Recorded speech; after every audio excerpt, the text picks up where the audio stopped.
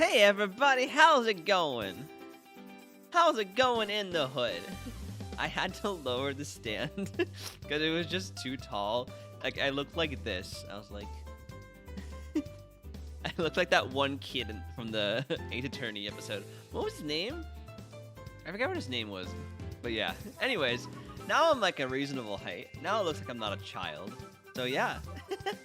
Yo, Bulk, my man! Long time no see, dude. How's it going? How have you been?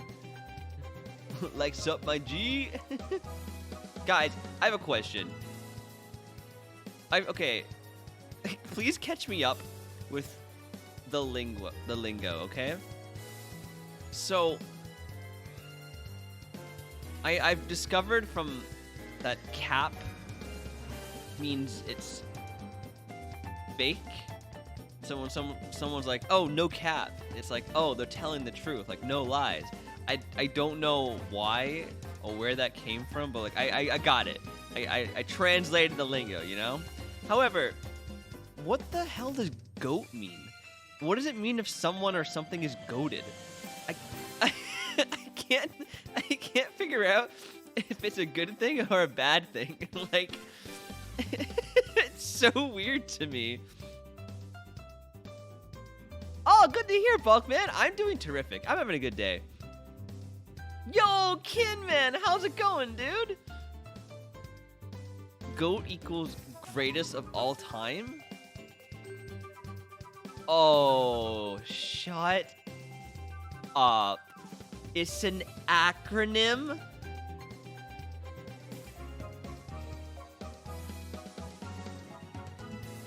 Wow. Wow. Thank you, Genie. I don't like that. Wow. Wow. Wow. So this is what we've come to. This is what our our current generation has come to. So when someone says goated, just greatest of all time, like it's like, I don't know.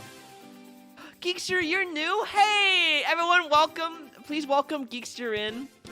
He's new here. Everyone give him a big round of a wave. You know, everyone say hi to Geekster. You really are a boomer. Coffee cups. No. I mean, yes, but come on. I'm not a boomer. Bulkman, Sonic voice for 5 minutes? Okay. And the timer's on. There we go. Yeah, I added some new voice, some new channel point recommendations. Hi guys, please be nice to me. I joined this channel today. Yeah, everyone welcome Geekster. Apparently he has the mod badge and the founders badge and the hype train badge. So I don't really understand how he got, those. Probably hacking or something, but it's okay.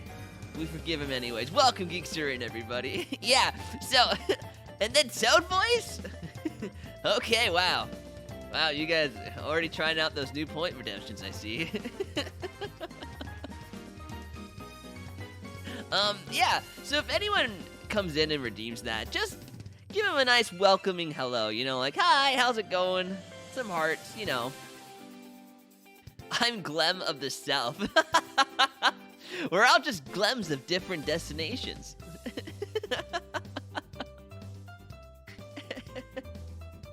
That's funny.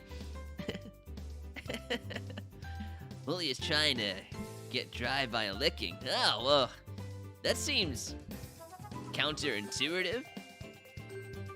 I mean, you know, seen as if you lick something, it becomes more wet. Oh, you hate it? Ah, don't worry, Chippy. You even laugh? Of course I laugh at Sonic Voice. Yo, it's Sonic Voice for another 3 minutes. You guys redeemed this. It sounds like your actual voice. Yeah, it is my actual voice, man. Gotta go chili dogs. Super chili dog time. You're 2 chili dogs. Raspberry, Geekster. I found that so freaking funny. I had to keep it. I had to use that as the intro. I just had to. There was no ifs, ands, or buts about it, you know, man? You know my guy? You know my dude? Ba-da-da-da-da-da-da. I was trying to remember where we left off in this trial, but now I remember. We have to do it all in one day, and so Edgeworth was like, "Wait, we actually have that person." 5 minutes has passed. Go, not quite yet. You still got hang on. Still got 2 more minutes, Geekster. You redeemed this, buddy.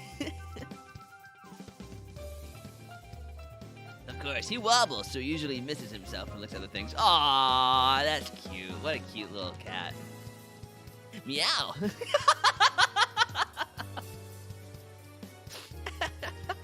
Wow, this is probably the roughest start to a stream you've ever had yet. Oh boy.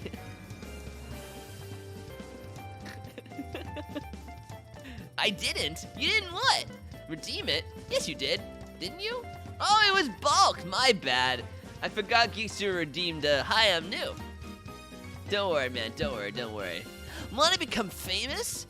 Yes, Crazy Dancer, I do.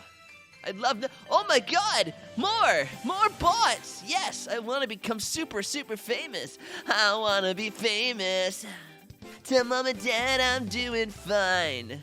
You guys are on my mind. He asked me what I wanted to be. Ugh, swatting flies.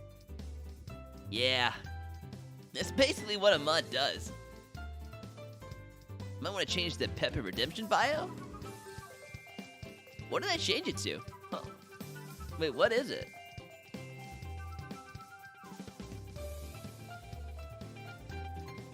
I don't even remember what I put there. Hold on, let me change it.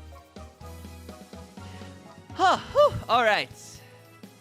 Now we're in Toad voice for 5 minutes straight. All right. Oh my god, the microphone's blinking red going, nope, too loud. Okay, let's check it out. Channel points. Manage them. Actually bearable now. Gee, thanks, Drippy.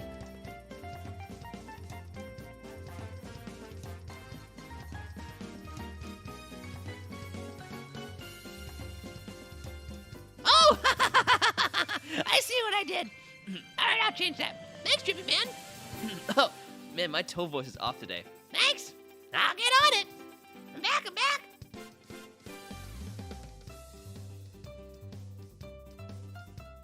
Wow, that is Akko Taco. I probably had that there for longer than I can ever remember. That's probably been there for like a year and just no one mentioned it. Wow, am I embarrassed? Hoo-wee. I'm not gonna have a voice by the end of today, am I? Da-da-da-da-da-da-da-da-da. Okay, let's switch over.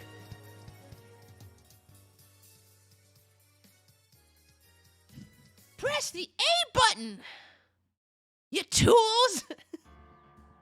I really want a Toad hat. I think that'd be awesome. You know? I can't wait for someone new to come in. Oh god, please no. I don't want them to think this is how, how we do things here constantly. Oh, we're gonna scare away so many people. I can't wait. Is this why I've been losing followers? Is it because of this? But it is. Shh. Not quite. Not fully, not necessarily. Just occasionally.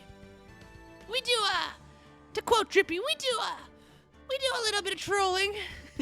Just a little bit. Just ever so slightly. That hits the spot. Oh, how does the Toad voice sound in the microphone? Does it sound extra crispy?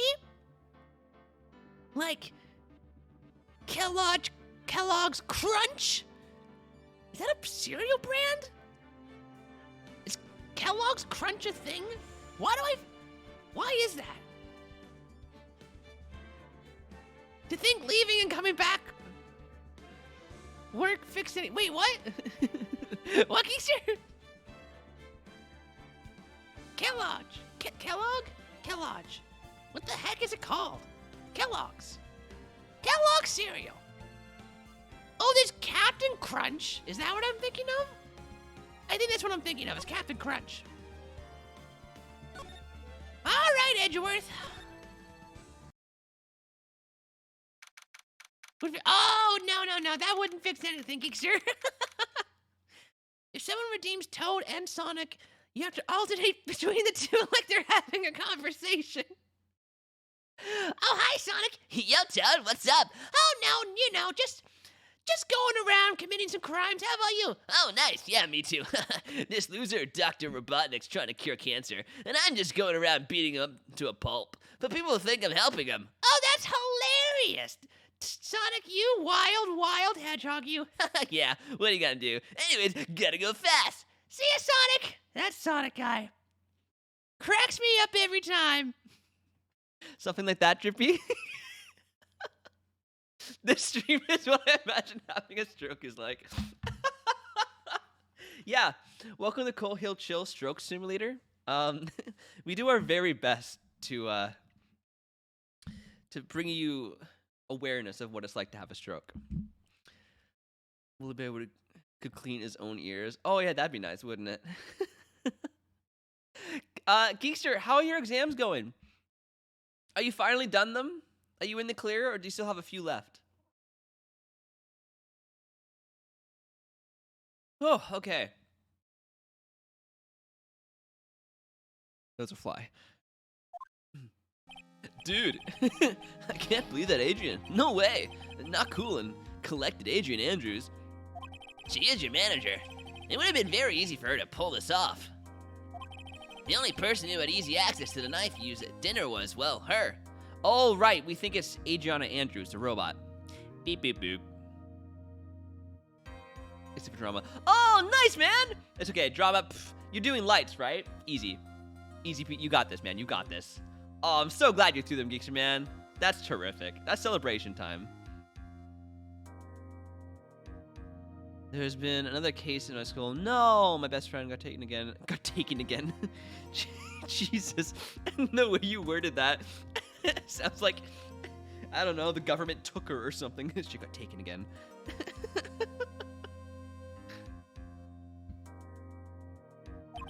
So after the ceremony, during break, huh?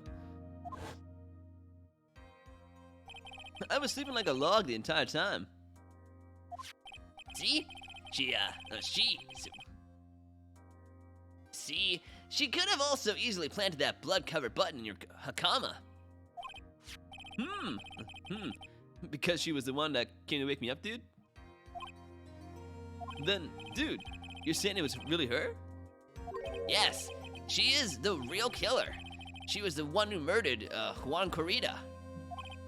But why? I thought she was buds of Juan. She has her own agenda. Her own agenda? What are you talking about? I'm sure you'll see by the time this trial's over. It'll be all right. I'll get you acquitted by the end of today. Get me a verdict that's sorry, I need to breathe. Give me a verdict that's refreshing like a spring breeze, okay, Mr. Lawyer, dude? Nah, you know what isn't a fresh spring breeze? This. Mia. Phoenix, you think her motive is related to Celeste Impact's missing suicide note, right? Time for me to BRB. Yeah, no worries, Trippy. Yes. Miss Andrews depended on Miss Index as her strength and reason to live. Oh, yeah. But then Miss Impact suddenly killed herself. Pia. Geekster. I dislike that very much. Her hand is large? Is it? What are you talking? What? Which hand? The left one or the right one? They look normal size to me. Yo, hi Glam! Pia is a real name though? Wait, it is? You had an art teacher named Pia? Really? I have never heard of that one. Doesn't surprise me that I haven't, but that's new to me. Pia. Huh. It sounds like she left a suicide note, and the person thought to have hidden it is Juan Carita, the victim of this murder. And that's why I think that Miss Andrews got close to Mr. Carita. All to get the suicide note back. That sounds plausible. You know a lot of people named Pia? Oh! Maybe it's a Spanish thing. I've definitely never run into anyone here with that name. But I don't know a lot of names in general, so that could just be me living under a rock. There's a limit to Sonic, thank you. Oh yeah, no, don't worry, Geekster. I wasn't gonna make everyone just be able to redeem it constantly. Don't worry. I'm also gonna put like a little side note in it. I forgot to, saying like, oh, can't be redeemed during Phoenix Wright because I voice act during that. So I can't have everyone sound like Sonic or Toad. But one thing bothers me. What? The fact that you're an 8-year-old's body? Who was it that first told us about their relationship? Better stated, Miss Andrews' dependency issues with regards to Miss Impact's. It was Edgeworth. It looks like he's still the one in command of this ship. Don't let your guard down yet. Okay. What would Edgeworth have to do with it? Sha. Yeah, I play the crowd in Edgeworth, Phoenix Wright, Ace Attorney. The court will now reconvene. Now then, read, Cole. The court will now reconvene. Now then, Mr. Edgeworth, if you please. The prosecution calls the witness subpoenaed by this court.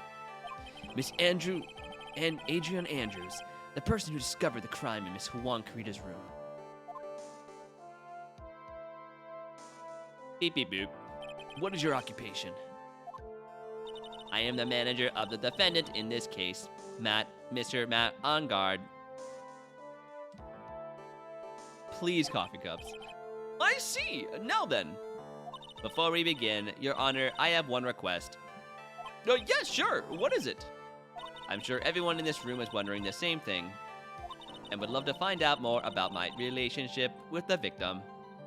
After all, it was the topic of a certain weekly magazine recently. Oh, no, I have no idea what you mean. I never even heard of Gossipland.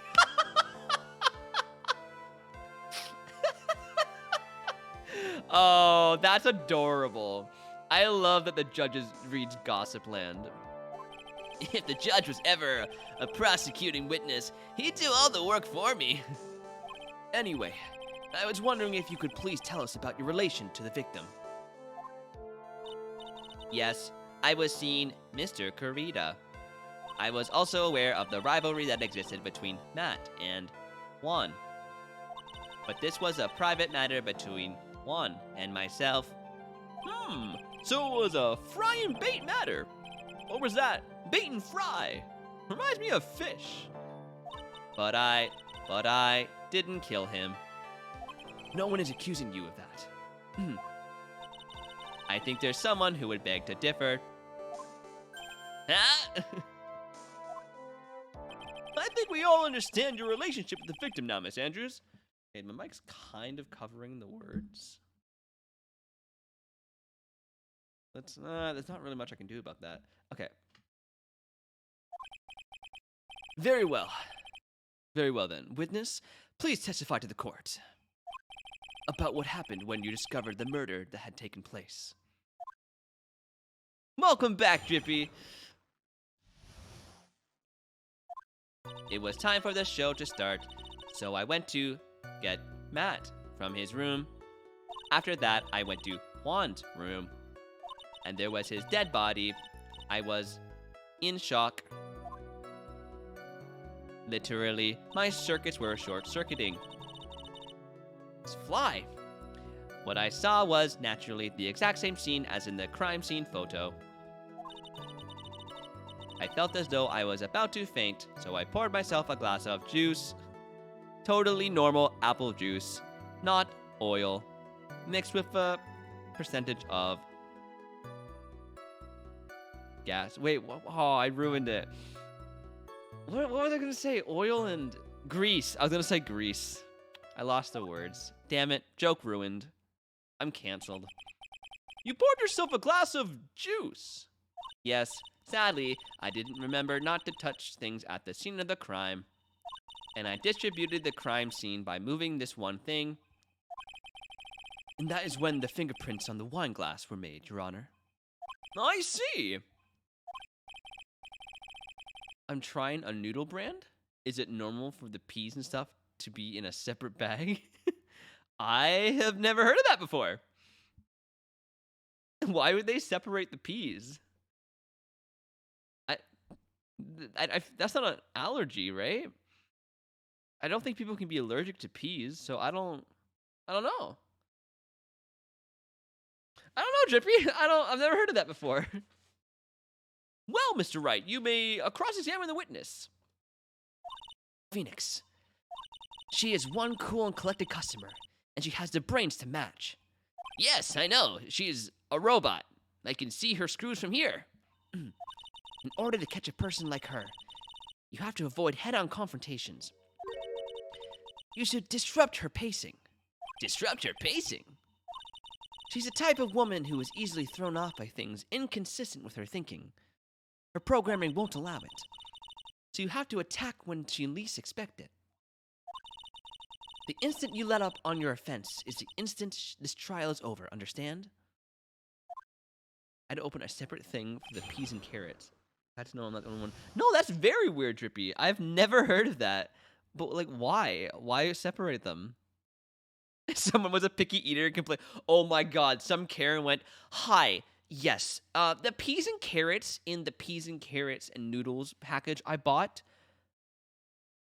were together.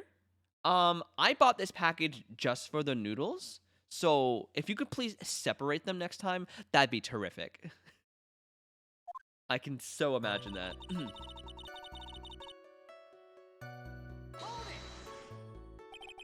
And what was Mr. On Guard doing at the time? He was taking a nap. He was worn out from his mini performance as the Nickel Samurai during the ceremony. Mr. On Guard did say he was taking a nap. I'm in the mood? For what, Geekster? You can't leave that open. Oh, dancing. Okay. You can't just say I'm in the mood and then leave it blank. Also, a plastic fork came in. Just sitting on the noodles when I opened the packet. Jimmy, where did you get this from? Should I be concerned? Tired but not tired. Oh, I got you, Geekster. You're close to Muffin Point then, man. You know, you can go either way, but you're probably gonna end up laughing. You're close to Muffin Point. It's from Japan, I think. Stop, no, I'm not. Yeah, you are, geeky. Yeah, you are. Just submit. Submit to the Muffin Point. Then I guess you could say it could not have been taken out of his room, yes? Excuse me. What are you? Right. I thought years of school would have taught you how to construct a sentence. If you can't make a sensible sentence with a subject, then I'll make one for you. Watch. Did you, Miss Andrews, remove Mr. Unguard's knife from his room? No. Subject, verb, object, right. Did you just skip basic grammar? The witness may continue. Jeez, okay. A little rude. I'm in the mood. Drippy! For what? Or are we gonna skip the dialogue so we don't know? And why did you do that? As a friendly gesture, Hwan was to make an appearance with the other heroes. So the show was supposed to be a show of friendship, huh? Press further. Is that the only reason? I beg your pardon, what are you implying? You had a certain goal in mind when you started to get close to him, correct? So, perhaps you had a more personal matter to discuss with the victim. Sorry, but I didn't have any such intentions in mind at that time. I can't get her to talk without a strong piece of evidence, I guess. Maybe you continue now. Witness, what did you see when you got to his room? Geekster.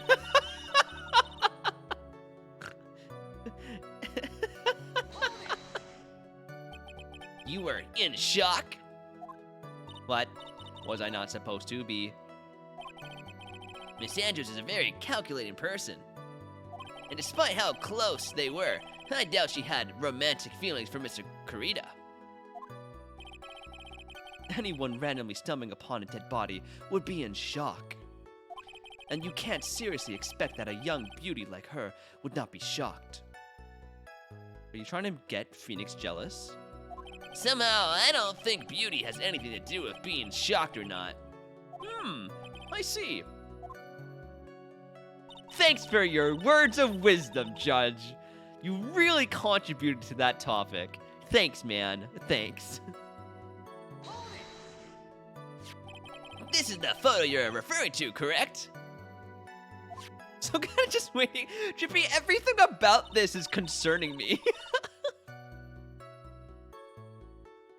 Yes, the one with the knife lodged in his chest. And the guitar case was like this too. Yes, it was open and empty, of course.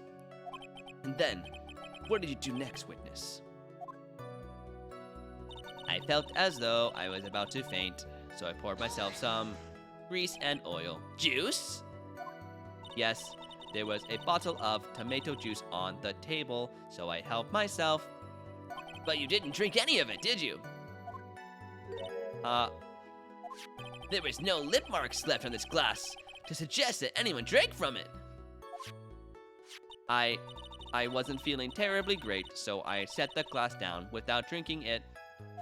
Miss Andrews, I would like to confirm with you one more time. When you discovered the dead body of Juan Kurita, you were in great shock. And that's when you poured yourself the glass of juice, correct? And what of it? My mind really was a complete blank at the time. Your mind was a complete blank. I didn't think that was possible for you being a robot. Aren't you rude today? I was so dazed that I made one careless mistake, that one thing. That one thing? Never mind. It's no big deal. What was she starting to say just now? Press further. Miss Andrews! I keep giggling. Geekster, that is a sign of Muffin Point. You're there, my dude. You're there. You made it. I am convinced that, as you said, you made a mistake at the scene of the crime. What I really want to know is what this mistake was. Actually, so would I. I'm sorry, it's kind of embarrassing. When I set the glass down on the dresser, I accidentally knocked the flower vase over. The flower vase? Are you talking about the one on the floor in the crime photo? This mess of a glass shards. It was originally on top of the dresser, but when I bumped into it with my elbow, it fell onto the guitar case. But why did you withhold such important piece of information? I'm sorry. I thought that since the crime scene was already in disarray, that people would simply assume the vase was just another part of the mess. Coco! How's it going? How you doing today, Coco? Oh, also, I was lurking a little bit in your stream the other day, and the Monster Hunter game you're playing looks great. It looks so fun. Which one was that?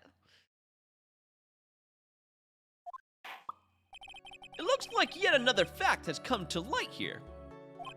Please add this and anything else you have to reveal to your testimony. Monster Hunter Rise? Oh, is that the new one that came out? It looks great. Like, it looks super fun. Doing good? Oh, I'm glad to hear that, Coco. Glad to hear it. I have nothing more to add. I didn't touch anything else. Oh, wait. Oh, now we can press on this. Okay. Robots can sweat? It's...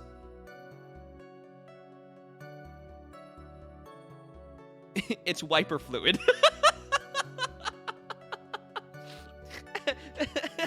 It's some kind of oil or grease or window fluid or something. You know, they need to get something out of their system.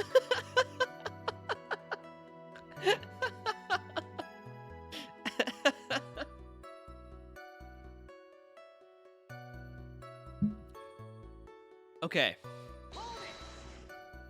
What kind of flower vase was it? It was a glass vase, and it was fairly big and heavy. I thought I would try to take Juan's pulse. So I set the glass I was holding down on the dresser, and that's when my elbow accidentally hit the vase. Wait. No, that doesn't add up. So she saw he was dead. Went, oh, I better make myself a drink to calm down. Then went, wait, maybe I should check his pulse first. Wouldn't you do that before you pour yourself a drink? Why would you pour yourself a drink and then check his pulse? I don't believe it. We had ketchup? For your noodles, Drippy? Really? It took me a second to realize why you wanted it. Drippy, there are better things you can put on your pasta other than ketchup. Come on, man. That's odd. I thought she was always in total control of herself. That's what she would like people to think. Always be mindful of the gap between your perception and reality. It doesn't sound like there's any glaring contradictions in her testimony just now. I warned you earlier that she would not crack so easily. The only way to make her is to keep on the offensive and not let up. The only way you're gonna catch her is with some very strong, decisive evidence. I have to find something. I just have to, for Maya's sake. You wound up my New Jerseyan soul, Drippy. Drippy, you're making everyone mad. All right, what do we have? Okay.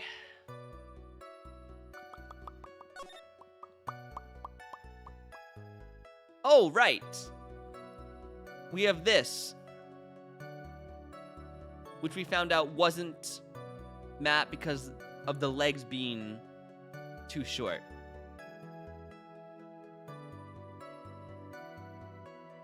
You silly Billy. No, Geekster, it's okay. You can call him a silly baka in this situation. What I put on my pasta is I will put on tomato sauce.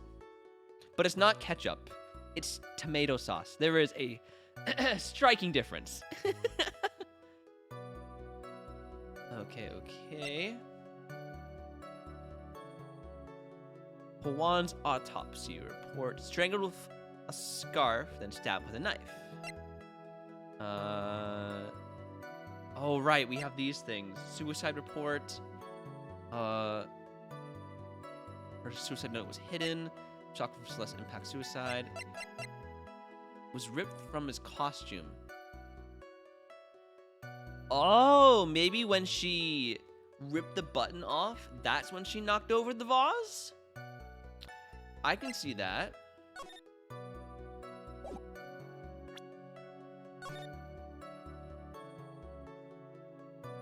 Maybe. Teriyaki Sweden. Oh, yeah, teriyaki's also good.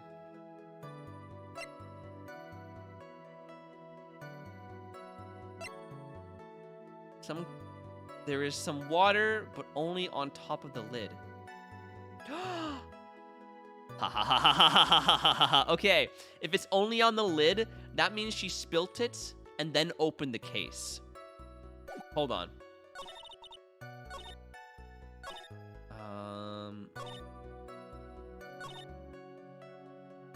Where it fell onto the guitar case. Okay, let me save first.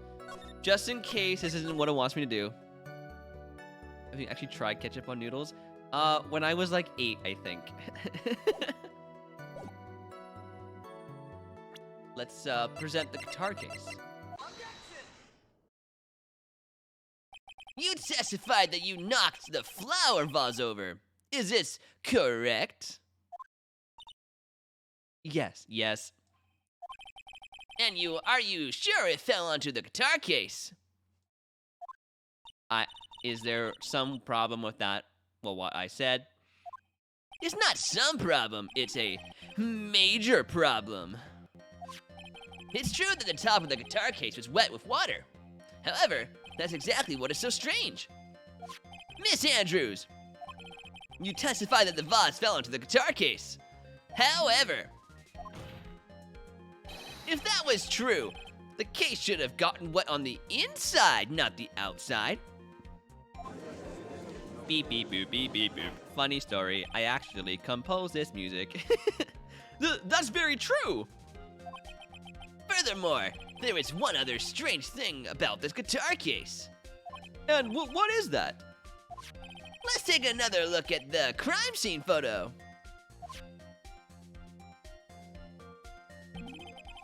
The remains of the vase are scattered on the floor. And what is wrong with that? If the guitar case was open when the vase fell, the glass shards should be inside, not outside the case. Imagine she has a different mode set up. So she's nervous mode. Her ears has speakers that play this tune. Instead of her heartbeat getting quicker, the music intensifies. I love that. What is your point, Wright? The case was closed at the time the vase was knocked over. Is that all? No! Think back to what Miss Andrews testified to. She said that, other than the vase, she didn't touch anything else. Yes, that's right. She did implicitly say she didn't touch the guitar case. But this whole matter with the guitar case is a dead end. The bright red guitar was found at the studio. It has no bearing on this case at all. That may very well be. However, arg, the guitar case does seem to have no relation to this case, doesn't it? It seems that there is no deeper meaning to the guitar case. She's sitting in a train and forgot her water bottle. Beep, beep, boop, beep, beep, boop. Everyone else starts panicking around her. What's going on? What's going on? Is she a bomb? What's happening? Make her testify. The guitar case. I believe this is a crucial piece to the puzzle. I can't believe anyone would reach for straws like this. But it is you. I can't believe I'm doing this either. Willie won't let me brush his armpits. That's where he gets Woolly Pits Geekster. All right, I'll follow along. For now. You better get me some nuggies after, though. Miss Andrews, please testify to the court about the guitar case. Yes, Your Honor.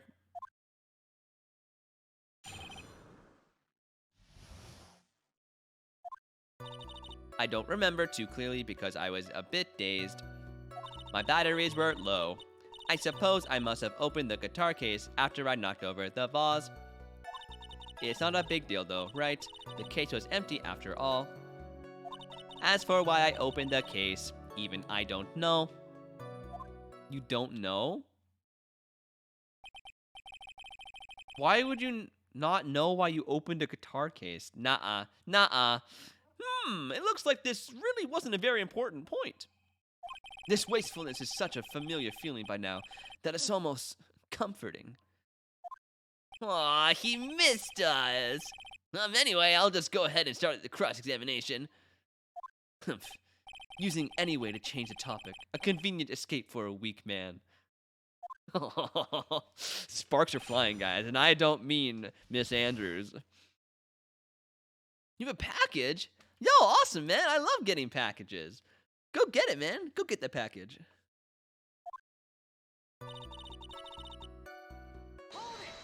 During your testimony just now, did you remember those events clearly in your mind? Well, you see. Are you sure you are the one who opened the guitar case? Barbecue sauce on the noodles.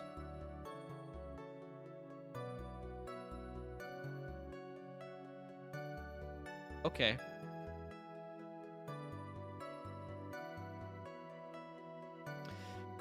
Sir.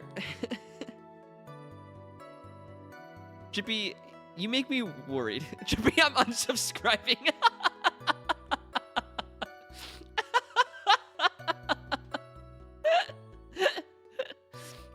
I bully bear on me. Oh, that's a fair excuse, coffee cups. That's a fun fact you can keep to yourself. Welcome back to ColeHillChills, where we bully Drippy about his eating habits. It's a fun time all around. But you know what, Drippy? As long as there's no dairy involved, I'm proud of you. You didn't put cheese on the noodles, so you go nuts, man. You. Ew! Why attacked me? It was on my mic and then it went against my face. Anyways, I'm going back to dairy, y'all bullies. No! Don't go back to dairy. No matter what you do, Drippy, don't go back. You can't handle it. Dab? No! I was swatting at a fly. I did not just dab. I would never do something so shameful as dab. No. No. I only clipped it. Stop. I'm so mad. I just found out today what goat meant, okay? Why would I dab? Geeser's doing God's work. God damn it. She's waiting for someone to tell her if she should answer or not. Sounds like her dependent side is taking over. Well, Miss Andrews. Yes, it was me. Well, let's hear about that. So you opened the guitar case then? Yes, well, maybe. Why did you open the guitar case? Huh? Mr. Kurita's dead body was right there in front of you, wasn't it?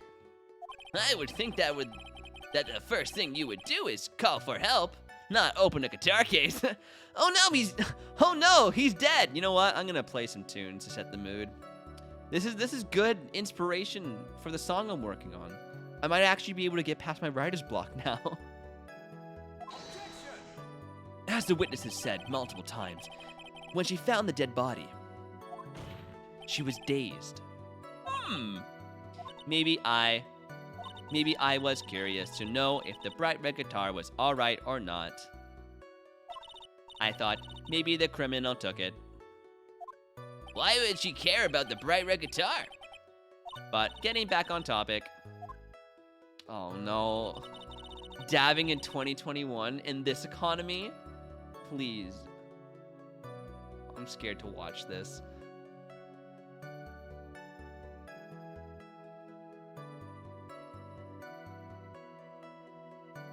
Oh, that was not a dab. That was not a dab. I do not. No, I refuse to count that as a dab. I refuse full-heartedly. No. No.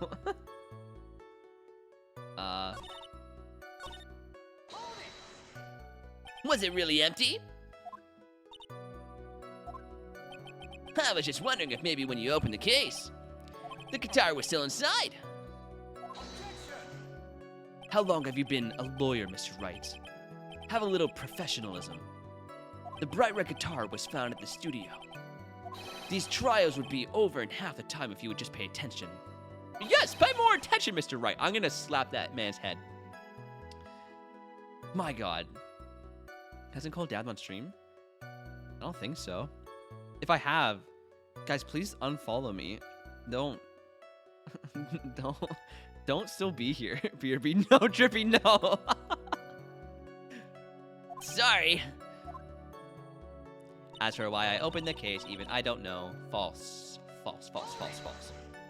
Was that because you were shocked and dazed at discovering the victim's body? Yes, that's probably it. I'm not going to get anywhere if I continue pressing her like this. The only way to make her talk is with evidence. Ah. Okay. The court record. Yeah, I know, Mia. Okay.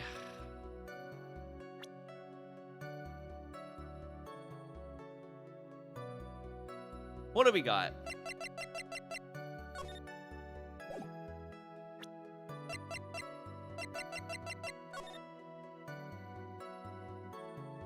Mm-hmm.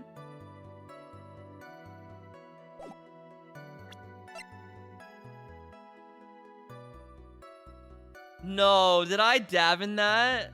I'm not gonna click on it. I don't want to know. I don't want to know. You know what? If I do though, I forgive myself because we beat the Nuzlocke and that was hard. Okay, that was hard. It was hard. Don't judge me.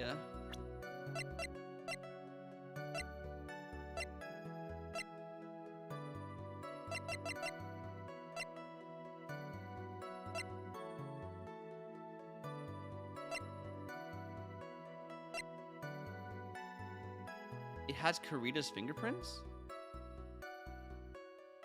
Wait a second, but it doesn't have Adriana's fingerprints?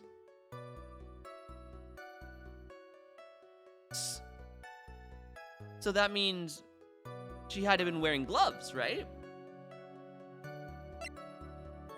Which is why she's in the costume?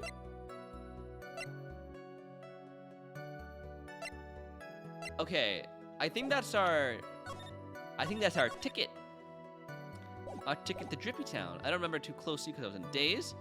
I must have opened it after I knocked over the vase.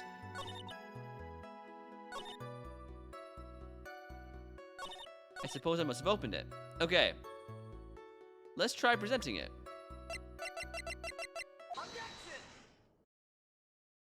There is no way you were the one who opened the guitar case. Why would you say that? It's elementary. It's elementary, my dear. Oh, I'm so excited for the new Phoenix Wright game coming out. Oh, Sherlock Holmes and all those. Oh, I'm so excited. I love brushing Woolly Bear on the balcony. I can just let the breeze take the fur away. Oh, that's nice, coffee cups. Yeah, we do the same. We have a compost, and anytime we like cut our dog's hair, we put it in the compost, and then birds will like take it into the nest and stuff. Right though, Genie? Oh, I'm so excited. I'm so excited. We gotta beat this game first, though. Because the only fingerprints on this guitar case are those of the victim.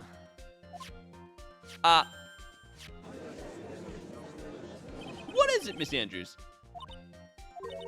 You shouldn't assume that I must have left prints that just because I touched the case. What do you mean? What if I were to tell you that I was wearing gloves at the time? Oh, we know you were, Andrews. We know you were. And the noodles, good, Drippy. You're amending for your sins. Gloves! But why would you be wearing gloves at the time? It was the night of the award ceremony, so of course I dressed up for the occasion. Yes, now I remember. I'm almost sure I was wearing a pair of thin gloves, but you couldn't have been on the glass. I see. Well, Mr. Wright, it seems the witness was wearing gloves. Well, that's strange. That's suspicious. You were wearing gloves? Isn't that a little strange? Why is that strange? Do you have something that would prove I was not wearing gloves at the time? Yes. Yes, I do. I have your proof right here. This wine glass. The wine glass. You left your fingerprints very clearly on this wine glass. Even if you took your gloves off when you poured yourself this glass of juice, wouldn't you think it was just a little strange? That you put your gloves back on just to open the guitar case? Oh!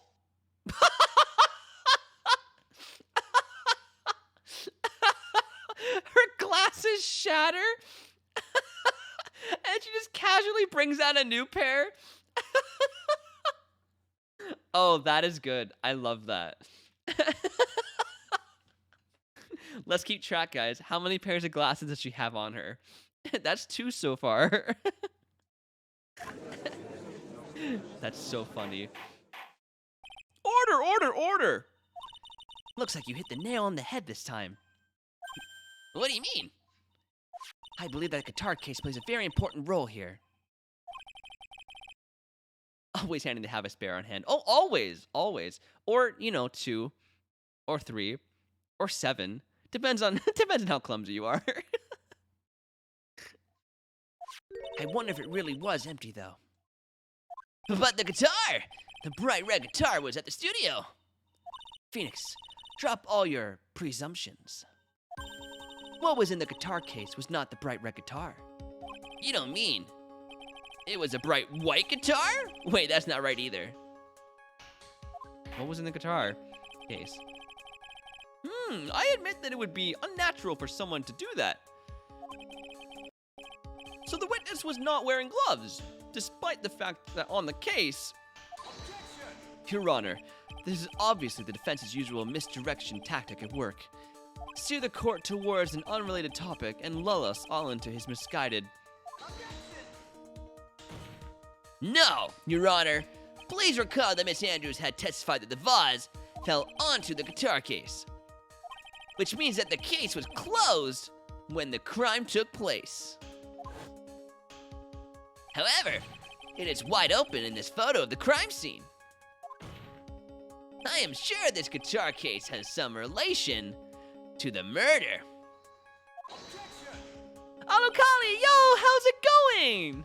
Welcome, welcome.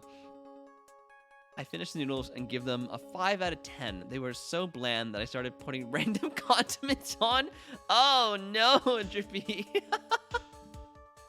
Yeah, right from the very beginning when you said the carrots and peas were separated, I didn't have high hopes for those noodles, Drippy. If you are so sure, Wright, then I'm sure you can somehow substantiate your outrageous claim, right? Correct? Please, enlighten us as to why the guitar case has anything at all to do with this murder. Can you do that, Mr. Wright? Well, let's suppose for a second that I could save the game. And then let's suppose for a second that the bright red guitar was not the only thing that could have been in the case. The bright red guitar not being the only thing? You don't mean to suggest that a bright black guitar... So, you intend to push your theory that the case was not empty. Is that it, Wright? I wouldn't say it's something I didn't intend to prove. Deflate that head of yours. You haven't proven anything yet. Uh-oh. Now then, let's have it. What was inside this case of the murder? See, Edgeworth is so nice. When he demands something, it's only one little tiny red bar up there. You see that? But when it's Mrs. Whippy Girl Van Karma, it's like half the bar or 4 bars at a time. Like, oh my god, she wants us defeated. Alokali, how you doing today? Okay, what would be in the guitar case? I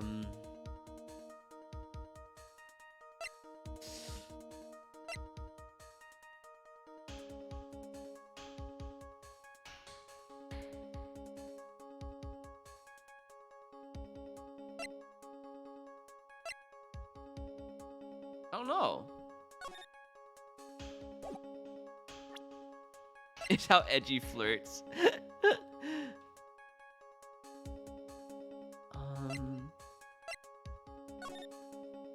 What would be in there? An article from the tabloid Gossipland.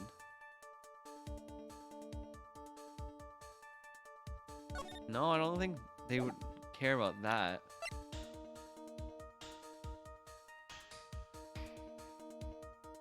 Who stole the camera again? It wasn't Adriana, was it? I would keep sandwiches in the case.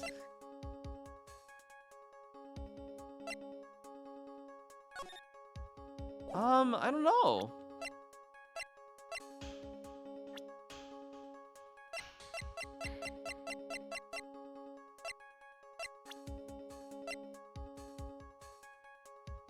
I kind of want to say we have this picture, right?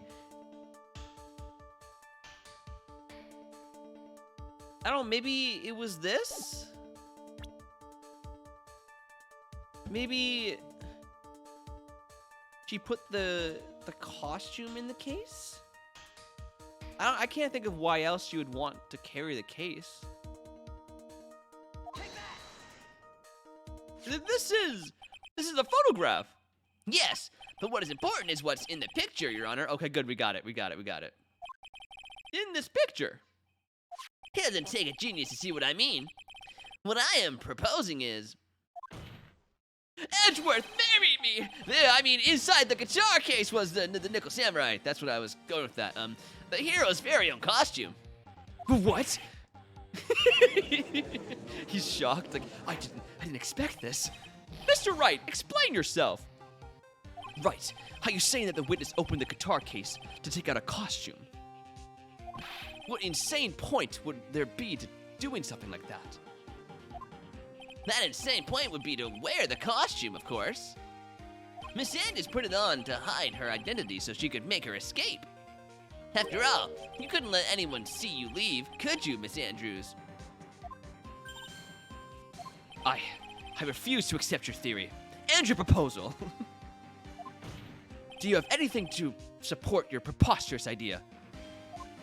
Just outside the door was an investigative photographer who was starving for a big scoop.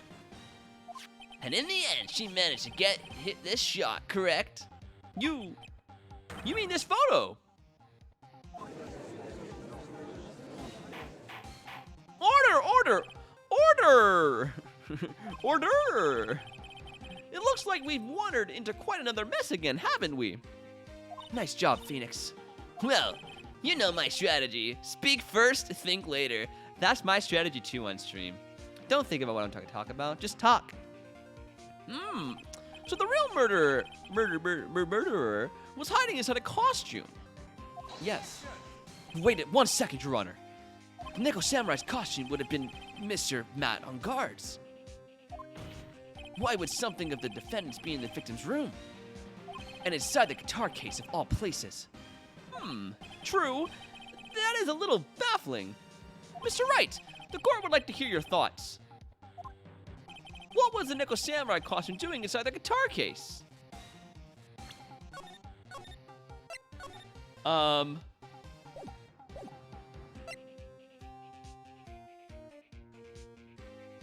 was stolen?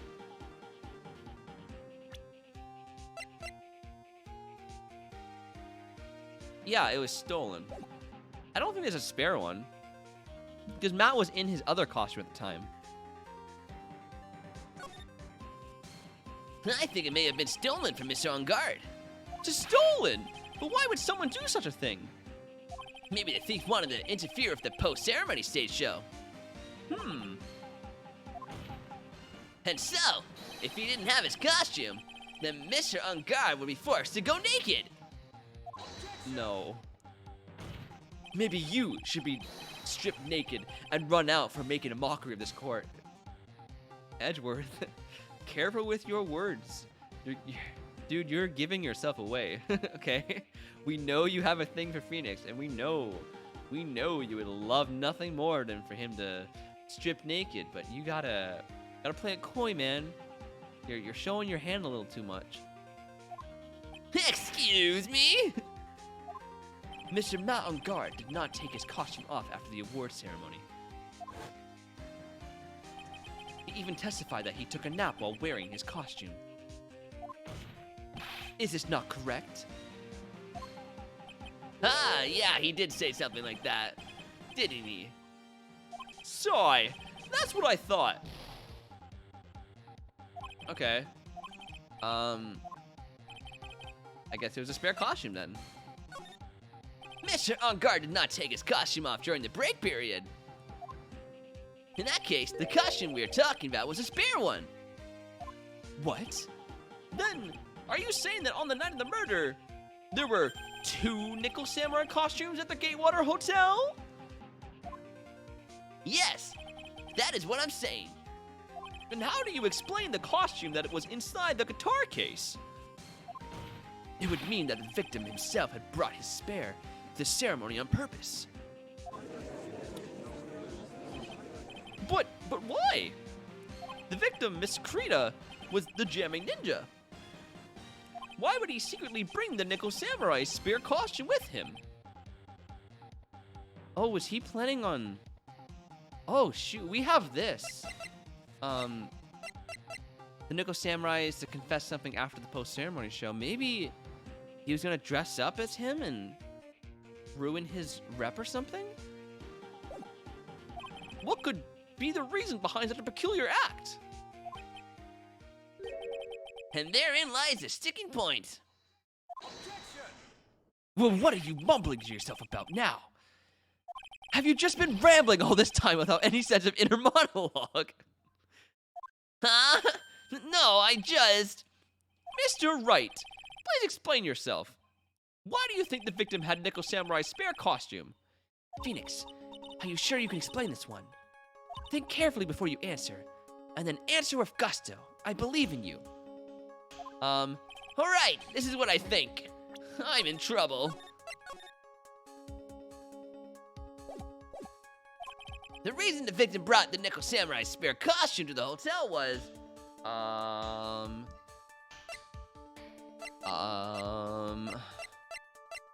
It has to be this. What is this? On the night of the murder, after the stage show, the Nickel Samurai was gonna hold a special press conference. A press conference? Yes, the Nickel Samurai was supposed to confess something at his conference. I heard about this as well. For once, you're not making something up right. But what struck me as strange was that Mr. Ungard himself said he had no idea he was supposed to be holding a press conference that night. But how can that be? The way I see it, that can only mean one thing. The conference was set up by none other than the victim, Mr. Juan Carita himself. The victim? Yes. The spare Nickel Samurai costume was prepared for that very conference. Mr. Carita was gonna hold the press conference as the Nickel Samurai. I follow. He was going to dress up as a Nickel Samurai and hold a conference. But why would the victim do such a thing? That's something I don't quite know yet. However, what I am concerned with right now is what he intended to reveal at the conference. The Nickel Samurai was going to confess something. And by confess, I'd wager he was going to reveal something about himself. Which means that Juan Carita, posing as the Nickel Samurai, was going to speak about Matt on guard. I love how nobody bats an eye that an 8-year-old has just was poofed into a fully... Oh my god, I know, Coco. Oh, it drives me mad. Like, it's so wrong. Full-grown boobylicious woman, I know. Like, in Maya, it's still kind of weird, but she's 18, you know, it's fine, but Pearls is 8 years old. She can at least put a shirt on, you know? Like, I'm not okay with it. Yeah, they at least look similar, right? Yes, I guess that is what it would mean. But if that's the case, that's not a confession. That's public disclosure. Okay, I don't know the difference. Miss Andrews, I can see why you are pros at what you do. Pardon me. Yes, just as you say, the press conference was set up by Juan.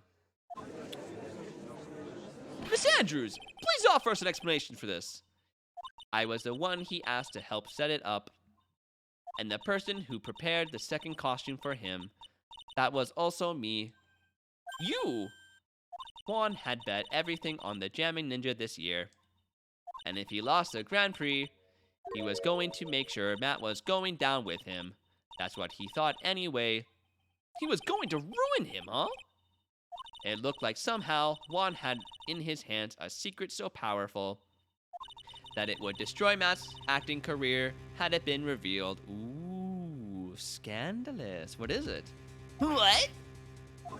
That seems like a good Canadian boy. I don't think he'd do anything. I think he's gonna fake it. And do you know what this secret of Mr. On Guard's is, Miss Andrews?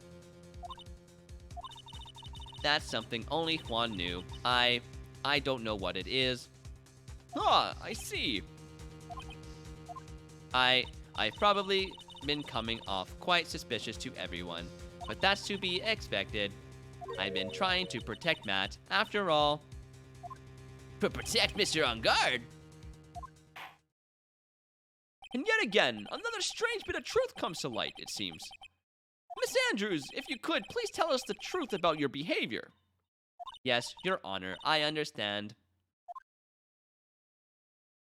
Protecting Matt. From the moment I saw the crime scene, I had a feeling that Matt was the murderer. Matt had to kill Juan no matter what, and he didn't have an alibi for what he was doing at the time of the murder. My thoughts were confirmed by the evidence, of course, the button and the knife. But I'm Matt's manager, so I felt that I had to protect him. What? Well, no, because Matt had no idea the whole event was happening, so he had no reason to kill him. This does account for everything. Well, I am the logical type. Ew, stop. Put a shirt. Phoenix, you have a suit. Just give it to Mia, okay? Just tell her to cover up. We're finally seeing her true self. She is more nervous than a scared rabbit. If the defense can find no fault with this testimony, I am ready to make a ruling. Please keep that in mind as you cross-examine Mr. Wright. Looks like somehow everything has swung to the opposite end of the scale. And that just means I have to put my weight into this and turn her logic upside down. Upside down. Do-do-do-do-do-do, upside down. All right. Would you say that was your intuition speaking to you? Don't confuse my methods of reasoning with your own. Urk. If you want to prove that someone did something, you need 3 things. 3? A motive, an opportunity to commit the crime, and finally, decisive evidence. And if you think these 3 things through, the answer becomes quite clear. You should have already known that, Phoenix. Yeah, well, I'm learning as we go, okay? They didn't teach that to us in school. At least, not from what I remember. Phoenix, I think the biggest mystery here is, how did you pass? How did you graduate? May I continue?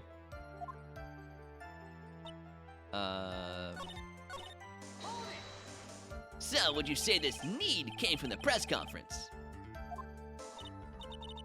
Yes. Do you know why Juan chose that event and that hotel for the conference? Because that was when he could cause the most damage to the public's beloved Matt On Guard. Same way the judge got to be a judge. You know what? I'm gonna pretend, or like at least for me, think the judge was actually really good at his job at one point. He's just older now, you know? I like to think he was like the best judge at the time. And you knew of this plan, didn't you, Miss Andrews? Like, look at those eyes. He has seen some things. He has gotten to this point, you know, through trial. Like, I think he knows what he's doing. Yes, because I was the one who set up the conference and prepared the costume. But I'm sure Mr. On Guard himself didn't know anything about the press conference. Oh, really? Can you show me any proof that he didn't know about the press conference? Anyway, the important thing here is that this information was not in your testimony. Yes, I agree. Miss Andrews, please correct your testimony if you please. Grasping at straws now, are we, Mr. Wright? Yo, that's Edward's job to make fun of me, not yours. I know what his motive was. Okay, but I don't have any way to prove I'm right. You think he knows what he's doing despite what you've seen? Yes! Maybe. I like the hope. Has Mr. On Guard done something to hurt you, to hurt or betray you personally? Why do you ask? You were the one who helped Mr. Carita with his press conference. And that event was supposed to bring down Mr. Ungard, yet you still helped out. The person on trial right now is Mr. Ungard, right? What the witness was thinking, helping the victim with his plan, is none of our concern. In any case, this means that the defendant had a motive to kill. Why do I keep doing this to myself? I must like pain.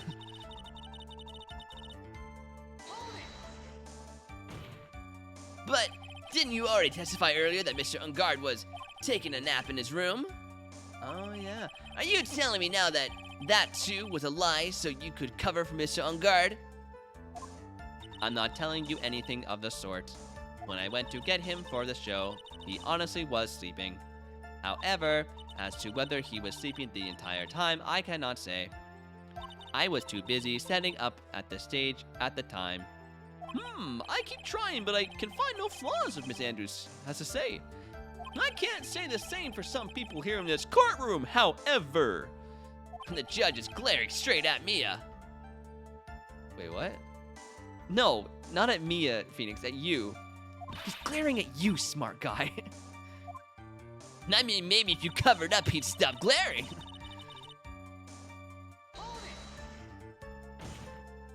You can hardly call the knife decisive evidence. The fingerprints on the knife could very well be clever camouflage. Then, what about the button? The button? It's clear from the crime scene that the victim and his murderer fought. And during the fight, the killer ripped the button from the jamming ninja's costume. You're talking about this button, correct? That button was found in the pleats of Matt's hakama, isn't that correct? I would think that makes it very decisive evidence. Nerk! Looks like you're outfoxed again, Mr. Wright. Anyway, the knife doesn't prove a thing. Please fix your testimony. I can't stand the sight of a man who can't gracefully accept his defeat. Thank goodness Mia can still look at me. With an icy stare, yes. Miss Andrews, for Mr. Wright's sake, please add this information to your testimony.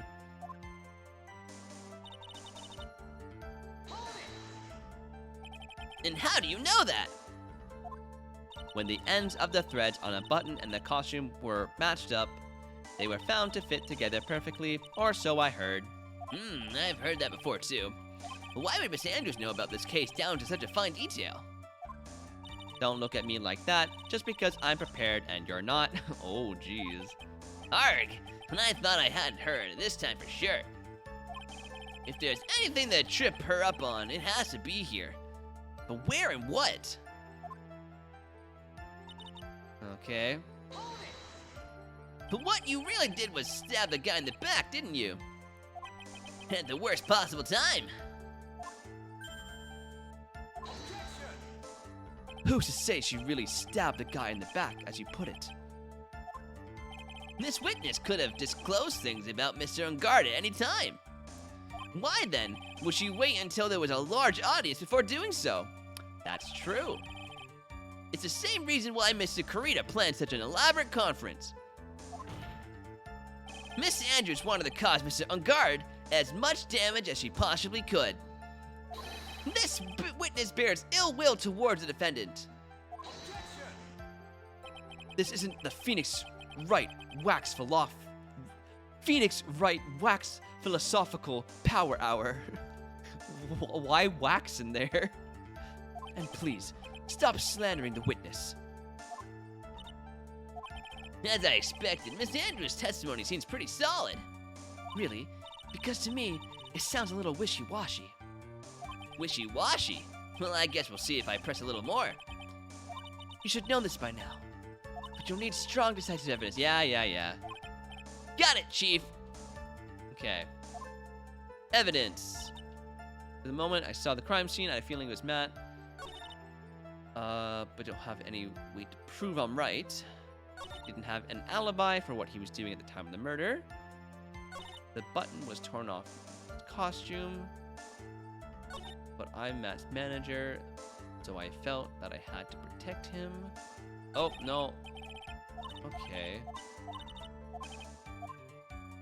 Do I have anything that can prove that wrong? Okay. An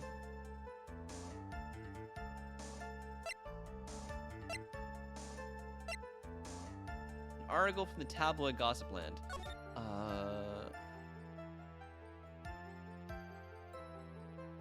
No, that doesn't really help me. Map, guitar case, drinks. Maybe the photo?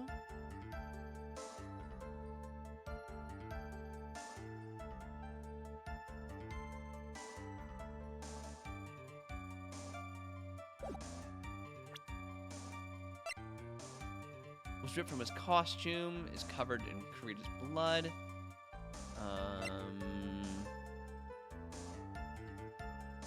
There's suicide note hidden. Adrian Andrews, recent shock from Celestial's impact.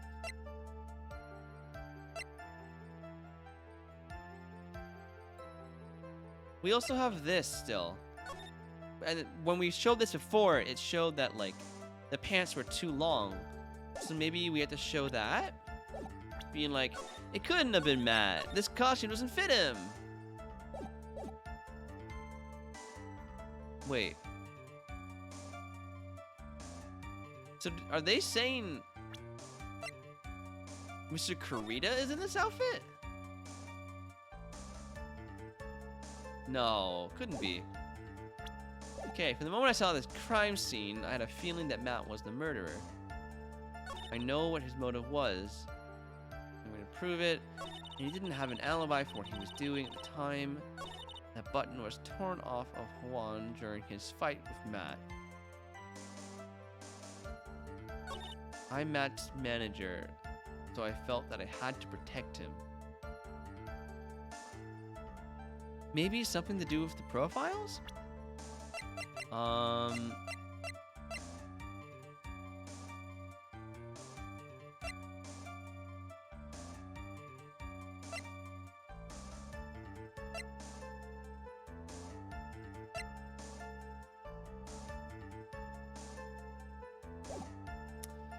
stuck.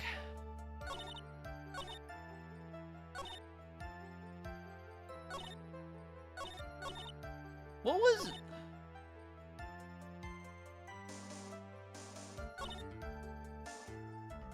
What was the,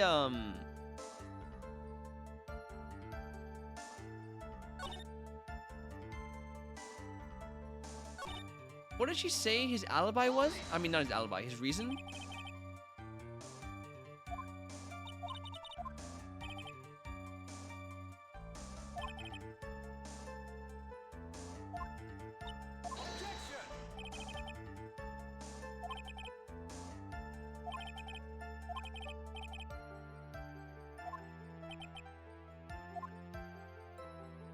What do you guys think? I'm very stuck. I'm gonna save again, and maybe I'll just... Maybe I'll try my best. From the moment I saw the crime scene, I had a feeling Matt was the murderer. I know what his motive was, but I don't have any way to prove I'm right. He didn't have an alibi for what he was doing at the time of the murder. That button was torn off of Juan during his fight with Matt. I'm Matt's manager, so I felt that I had to protect him.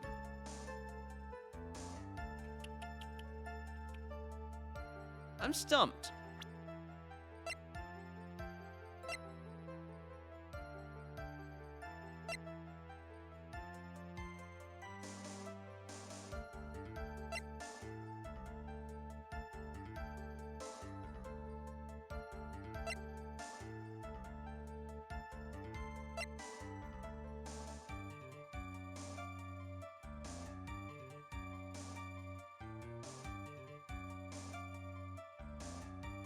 Wait, something still doesn't add up here. If...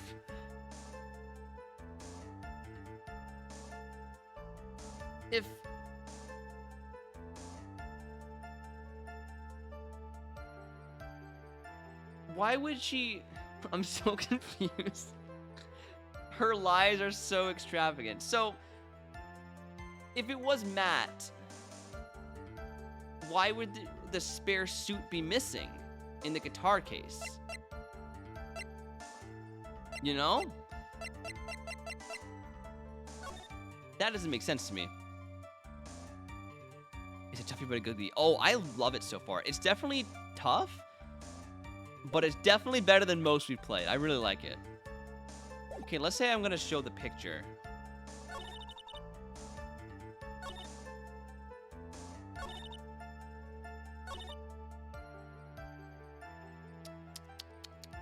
You know what? I might look this part up. I'm very, very stumped. Cause like we were on a roll, but then all of a sudden she made this lie and none of it fits. I don't know what I'm supposed to do.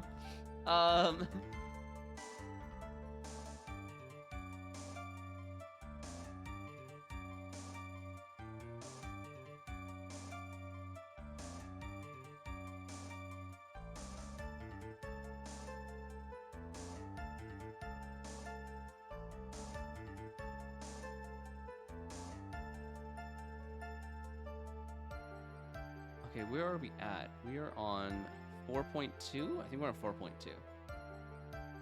Oh, that's the wrong one. Nope.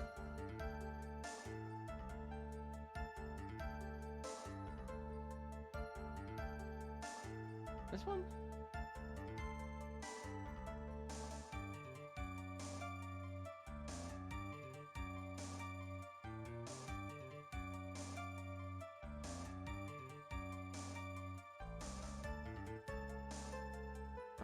Nope, that's not it.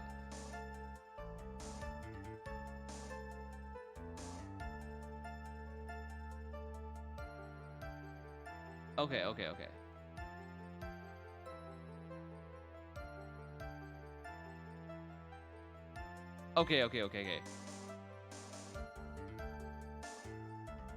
Present Juan's autopsy report on revised statement.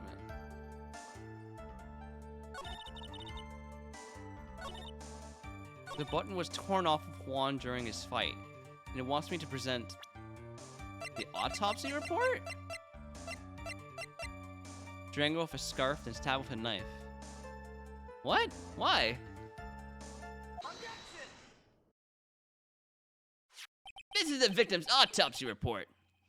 It clearly states that the cause of death was strangulation by a scarf. Strangulation. The knife stab to the victim was done after the victim had already died.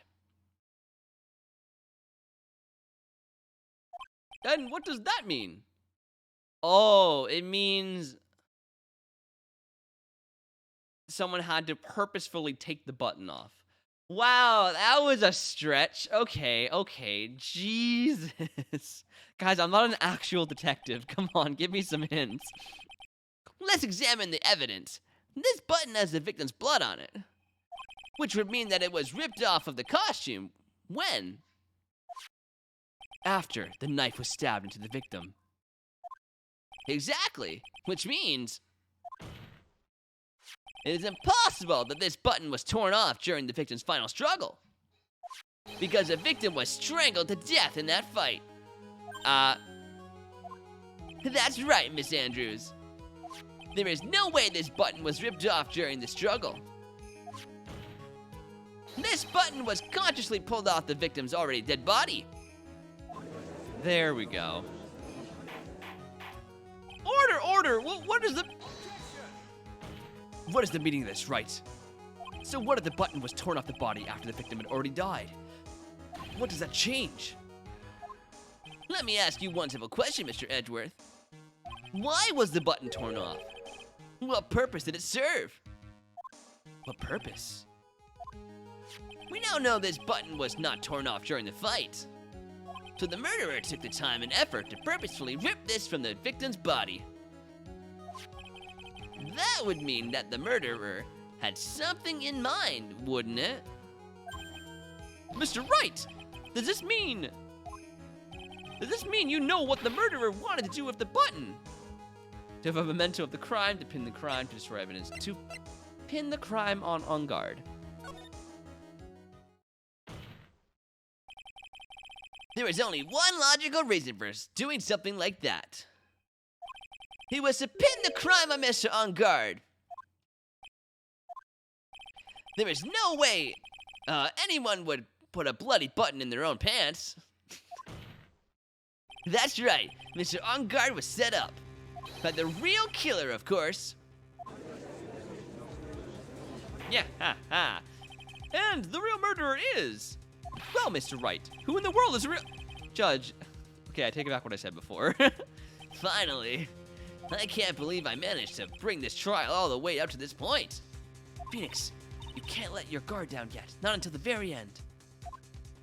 The real killer, the person who planned to frame Mr. On Guard is... Bum ba ba dum. Wendy Oldbag! Miss Adriana Andrews. I choose you! You are Mr. Karita's killer! But what? Oh, another pair of glasses. We're on our third pair now. Order, order, order, Mr. Wright! This is a very grave matter. Do you have any evidence that supports your charge? Any evidence? All of the evidence points to Miss Andrews. Well, how preposterous. You can't stick any of that on me. I can't, can I? Would you care to test me? Then what about this knife? The knife was used to stab the victim after he had already been strangled to death. It was used to throw suspicion onto Mr. On Guard naturally. A knife covered in the defendant's fingerprints could only be taken from his room. And the only one who had dinner with him and knew which knife to take was you. Disc.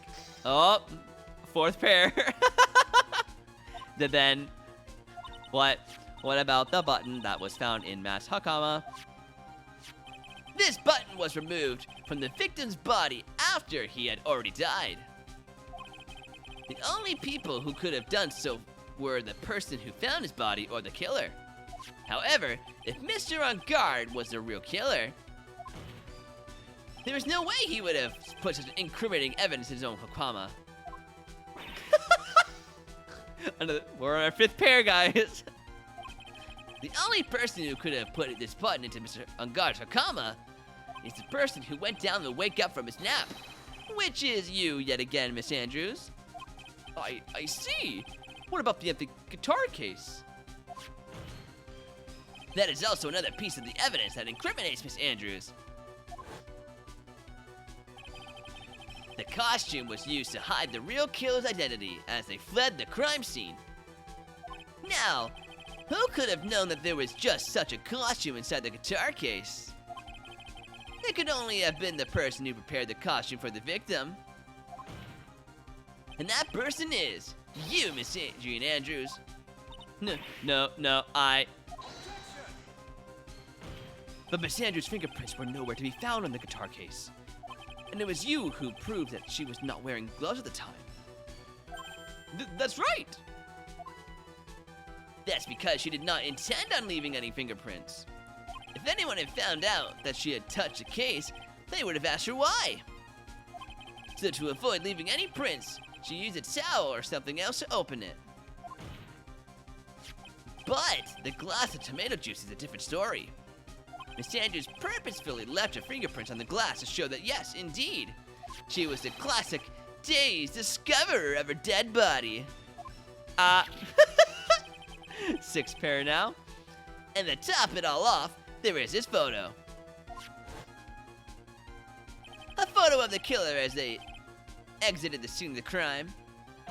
No reasonable person on Earth can believe this is Nickel Samurai is Mr. On Guard. He would be much too short for his own costume if it was him. Oh, speaking of how tall people, Miss Andrews, you're also kind of short in stature, are you not? But please, stop. Well, how about it, Miss Andrews? I've got her this time. Whatever company She buys her glasses from Must Lover. I know, right? She's on her 7th pair. She's got to have at least 10 or 15 for backup. Miss Andrews. I refuse to testify. What was that? There's a law. It says I can't be forced to testify about something if it can incriminate me. What? Well, yes. You are absolutely correct, Miss Andrews.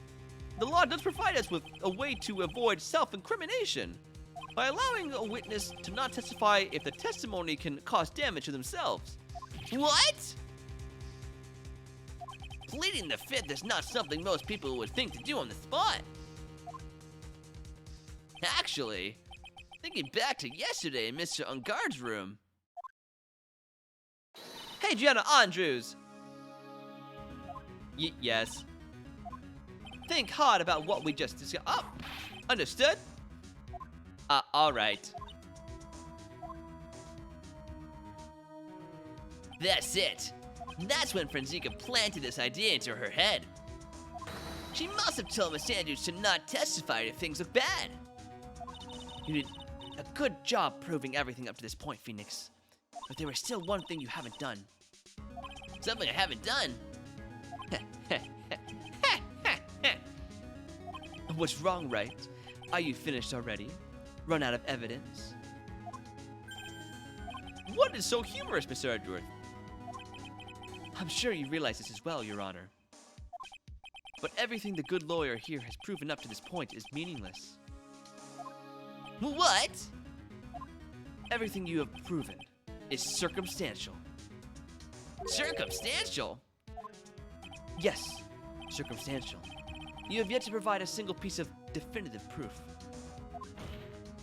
Proof that Miss Andrews did, in fact, harbor a wish to murder Mr. Kurita. Miss Andrews, you... Woo! Did you want to kill Mr. Kurita? I believe this may lead to me incriminating myself, so I will abstain from answering. But Miss Andrews, if you do that, it would be the same as admitting you're guilty, don't you think? Maybe so, maybe not. There was nothing to prove either way. Besides, you don't even know what crime I would be guilty of due to my silence.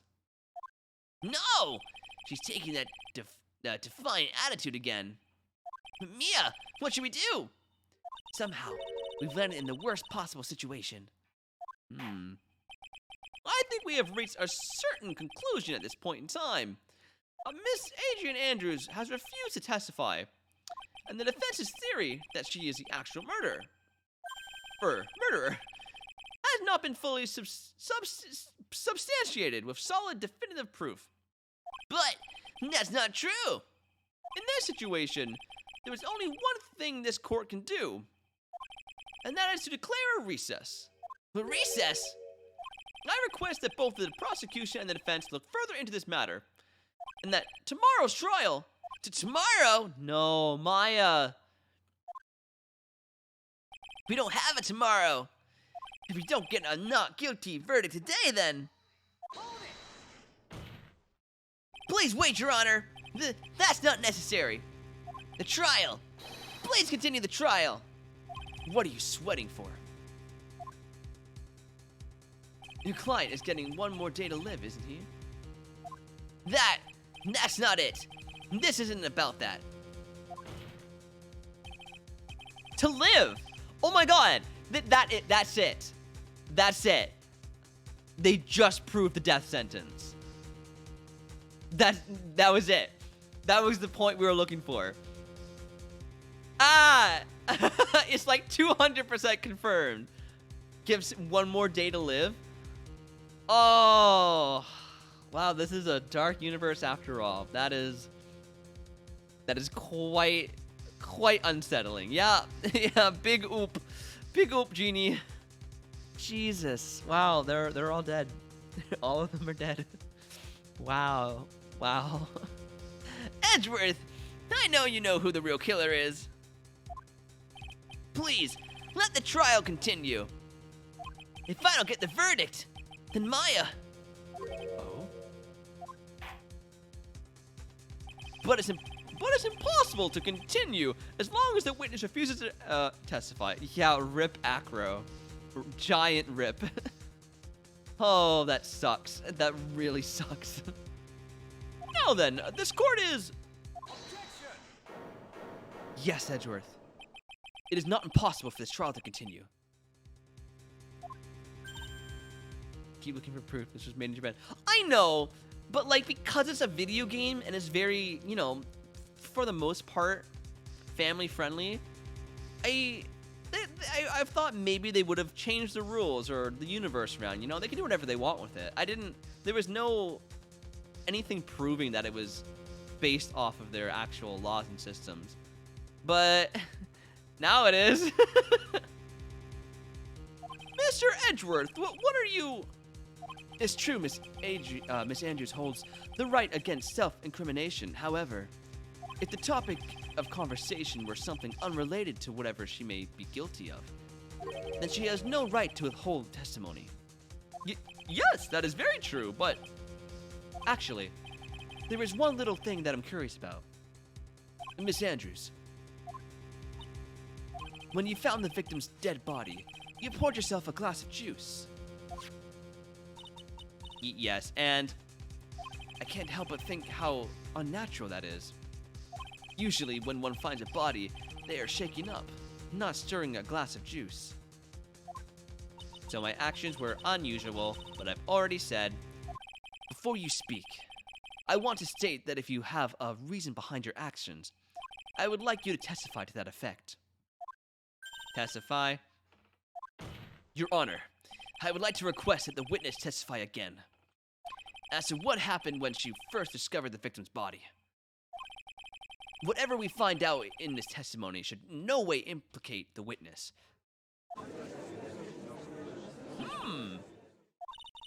I don't know what it is about Edgeworth today, but I can't get a good read off of him. Is he friend or foe? I just don't know. You're preaching to the crowd, Mia. Trust me, I've been trying to figure out if this guy's been into me for years now. I can't figure it out, to be honest.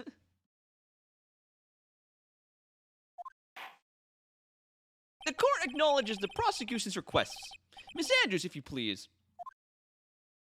Okay, one more shot. That glass of juice, I didn't really pour it for myself.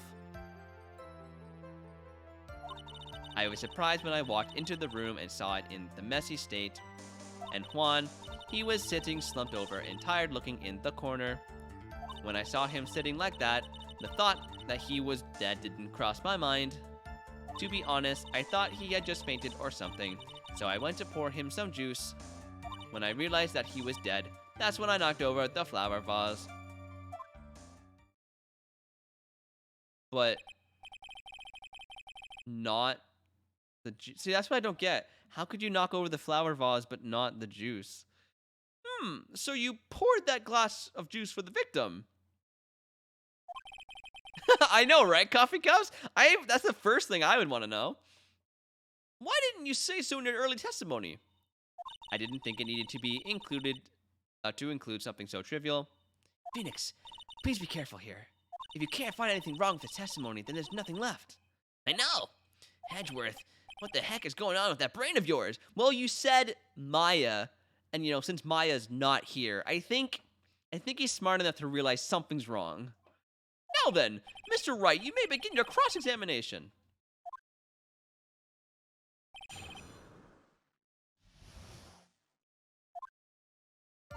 Hold it! But there wasn't anyone else in the room, right? Of course not. Then who did you pour it for? Mr. Wright, there was a rhyme and reason for everything.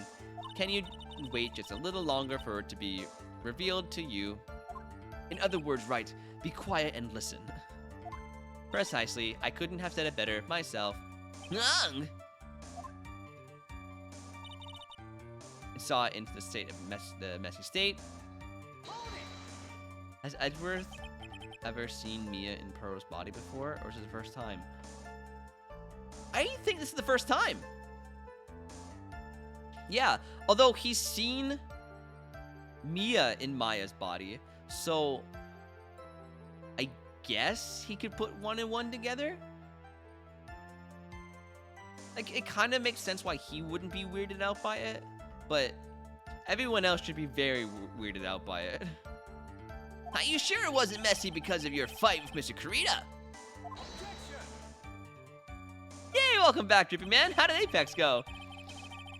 I understand your frustrations at not being able to prove your theory, however. Before you go accusing people of crimes, go find yourself some evidence. Grr. And then, what did you see next, witness? Okay. Slumped over.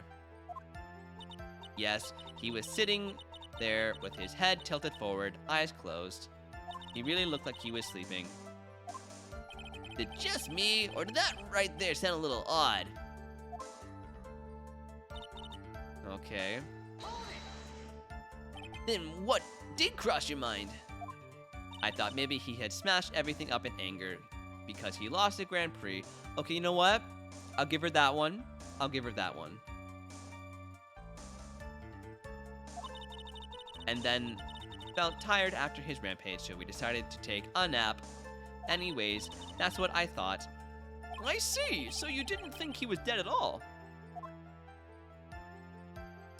Okay, okay. You thought he fainted. I thought he was asleep at first, but then the room was in such a messy state, I thought maybe he had gotten into a fight with someone. And that's when you went to pour the glass of juice. Yes, he always had a hard time waking up, so Juan always has a glass of tomato juice to drink. I see. And after that, what happened next? Okay. And how did you come to realize that he was in fact dead? I shook him over and over, but I never got a response. So I set the glass down on the dresser and tried to take his pulse. I was shocked and exaggerated backwards. And then knocked the flower vase over. So what happened next? Yes. This is what it all comes down to. Huh? This is the absolute end for both sides. And Adrian is letting her guard down. I was thinking that 2 coffee cups. What is it? Is tomato juice a good way to wake up? What is it? Phoenix, now is your best chance to kill the prosecution's case. Isn't that a bit harsh? Miss Andrews, will you tell us the truth this time? Okay. Okay. What do we have?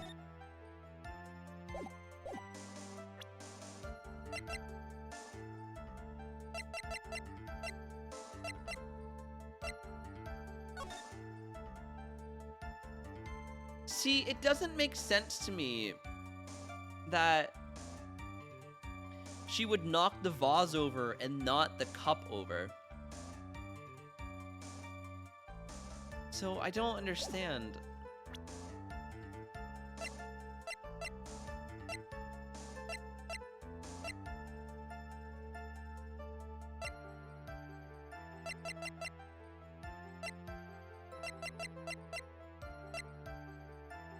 Okay, the glass of juice. I saw it in that messy state. He was sitting slumped over and tired looking in the corner. In the corner? Oops, not that picture. That picture.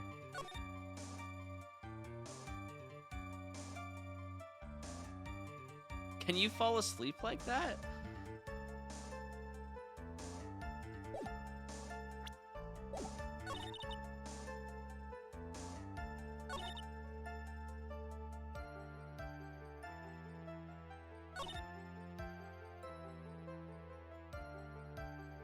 When I realized he was dead, that's when I knocked the flower vase. See, that doesn't make sense to me.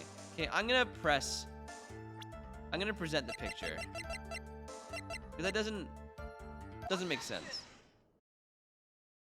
So you honestly didn't think he was dead when you found him? No, not at all. Even though this is what you saw when you discovered the body. What is the meaning of this? Isn't it obvious, Your Honor? There was a knife sticking out of... Okay.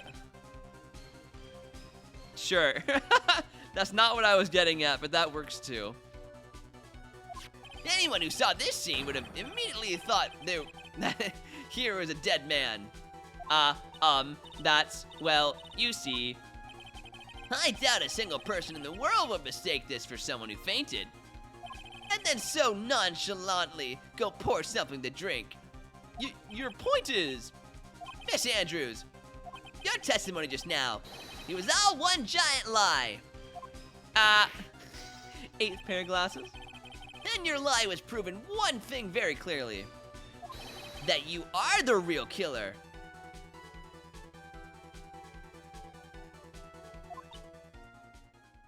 No.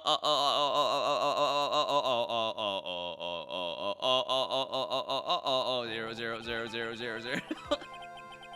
It looks like the defense has somehow brought the ugly truth to light. The defendant, Mr. Mountain Guard, is not guilty after all. But that's impossible. You're wrong. Miss Andrews, try to have some composure. It wasn't me. It wasn't me. I tell you. It was Matt. I swear it. He's the one who killed Juan. But you were the one who refused to testify. And your reason for not doing so was that you might end up incriminating yourself. That's because... Miss Andrews, I will give you one last chance.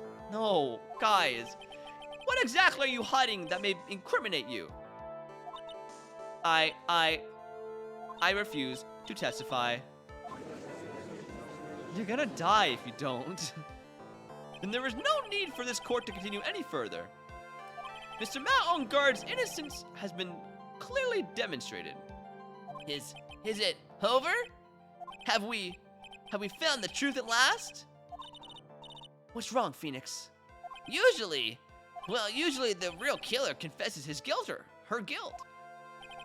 And now that I think about it, this is the first time someone hasn't. Now then, I would like to hand down my verdict for Mr. Mountain Guard. Your Honor, the prosecution feels that it would be premature to pass down a verdict at this time. What?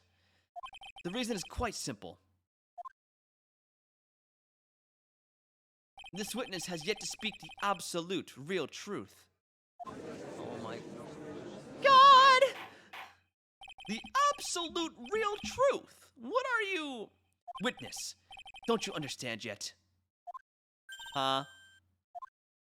I don't know who planted this silly idea in your head, but as long as you protect yourself through silence, Mountain Guard will go free, and in his place, you will become the guilty party. Been here for half of it. I don't think she's the killer. Yeah, no, I'm starting to think not too, but it doesn't make sense because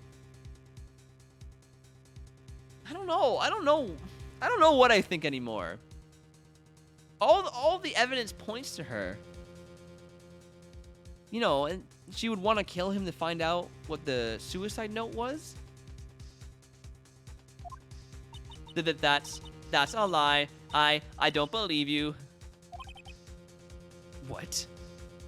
I was told if I spoke, then it would be all over and Matt would never be declared guilty. Well, what in the world is she talking about? Has she lost it? I can't speak about it. I'm too scared. It's Franziska von Karma. Huh? Don't you remember, Phoenix? Miss Andrews lives by gripping tightly onto the words of another. I feel like she's being blackmailed by the killer or something. I think you're right, Drippy. I think I just realized that too. Because she doesn't have the strength to believe in herself. Then, right now, Miss Andrews is... Yesterday, she was tossed a lifesaver by Miss Karma. Don't say a word no matter what happens. If you do, Mountain Guard will be acquitted.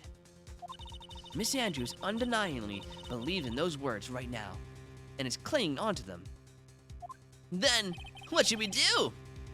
This is the first time I've ever come across anything like this. But Miss Andrews has to be the killer, right? All we have to do now is get our not guilty. That is my only priority. It wasn't me. I mean, it wasn't me. Whoops. Voice change. I'm begging you. Please believe me. I didn't kill Juan. Help. Please. Someone help me. Mr. Wright. Yes, Your Honor. The court can't continue on like this. Therefore, I'd like to hear what you intend to do. What I intend to do? What am I supposed to do? What am I supposed to say? Right. I suggest you think very carefully about this. Think about what this witness did and what she did not do. And think about who is the real mastermind behind this crime. Who's the real mastermind? Isn't that obvious? There's no one else it could be except the woman crying over there, right? Come on. Now come now. What will you do? What kind of man are you, Phoenix Wright?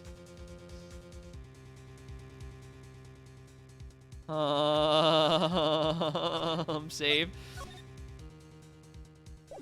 Force Andrews to testify. Request not guilty verdict. But then Maya would be dead.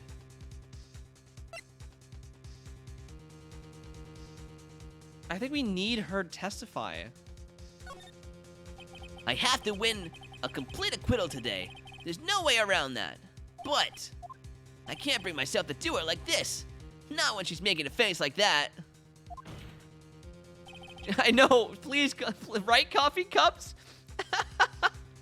Miss Andrews, I would like to know what you are really hiding. Mr. Wright, are you sure you know what you're doing? Sure, Mr. On Guard would get an acquittal, but in this place, you would be found guilty. Is this how you really want this trial to end? Be quiet. How dare you? You're trying to trick me. That's enough. I commend you for trying, Mr. Edgeworth. However, it's clear that the defense's theory is the truth. You're wrong.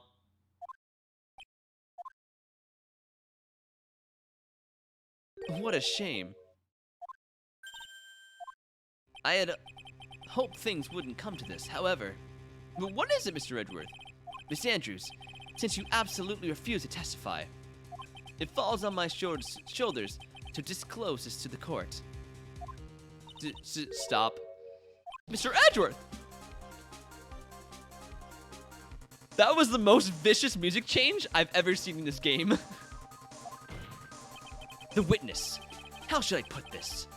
She has an illness. What? And because of this illness, she has tried to commit suicide in the past. Stop. Please stop. No matter how much you want to hide it, it's no use.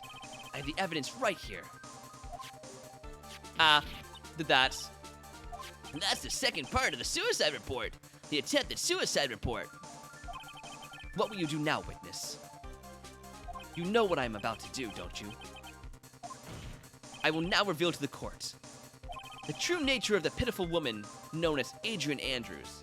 Ooh, okay, it's really dark outside because it's a thunderstorm. I'm gonna turn my ring light down a little. That's better. That's a little better. I was glowing. The secret of her dependent nature. Having other people know about it scares me more than anything else in the world. Please stop. I beg you. If people find out, I'll... If you're going to say you would choose death, that is no concern to me. Whoa, Edgeworth. Edgeworth, how can you be so cold? However, before you die, I will pull the truth from your still breathing lips. Oh. No matter what I have to do. Whoa. Sir. So, will you tell the court yourself or shall I? Either is fine with me. I'll talk, but please help me. Yeah, putting the edge in Edgeworth is right. Holy. Oh my god. I love this man. He gives me chills. Like when when everyone else was too scared to bring the truth to the matter, Edgeworth was like, "Fine, I'll do it myself," and he went hard.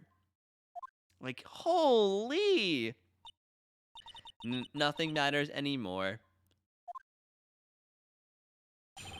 My crime. When I first saw him, I really thought he had fainted. Honest. When I realized he was dead, that was when I formulated my plan. Once I made sure there was no one in the hallway, I made a dash to back to Matt's room. And then, I stabbed Juan's dead body with the knife and ripped off the button. Just when I finished and was returning to Matt's room, I had a bit of an inconvenience. And that's why I ended up using the Nickel Samurai costume. Stab the body with the knife, but why would you do that? Isn't it obvious to pin the blame on a certain person? A certain cowardly man? What do you mean by all of this? It might take this court a little while to understand, but this is the truth. The real killer is Matt. That scumbag of a man, I'll never forgive him. He's trying to escape his guilt again, just like last time. Just like last time? Are they indicating that Matt is the reason her supervisor died? Oh, it is pouring outside. Oh, I love that. That is one hell of a storm. Oh, today's gonna be a good day, guys. Last time. So, Miss Andrews stabbed the victim, Juan Carita, in the chest with a knife. However, she didn't do it with murder in mind. She did it with the intent of framing Matt on guard for the murder. And this is her crime. Interesting. Well, what? How is this possible? I mean, wasn't Miss Andrews supposed to be the real murderer? Mr. Wright, please get over your shock and commence the cross-examination. Yeah, okay.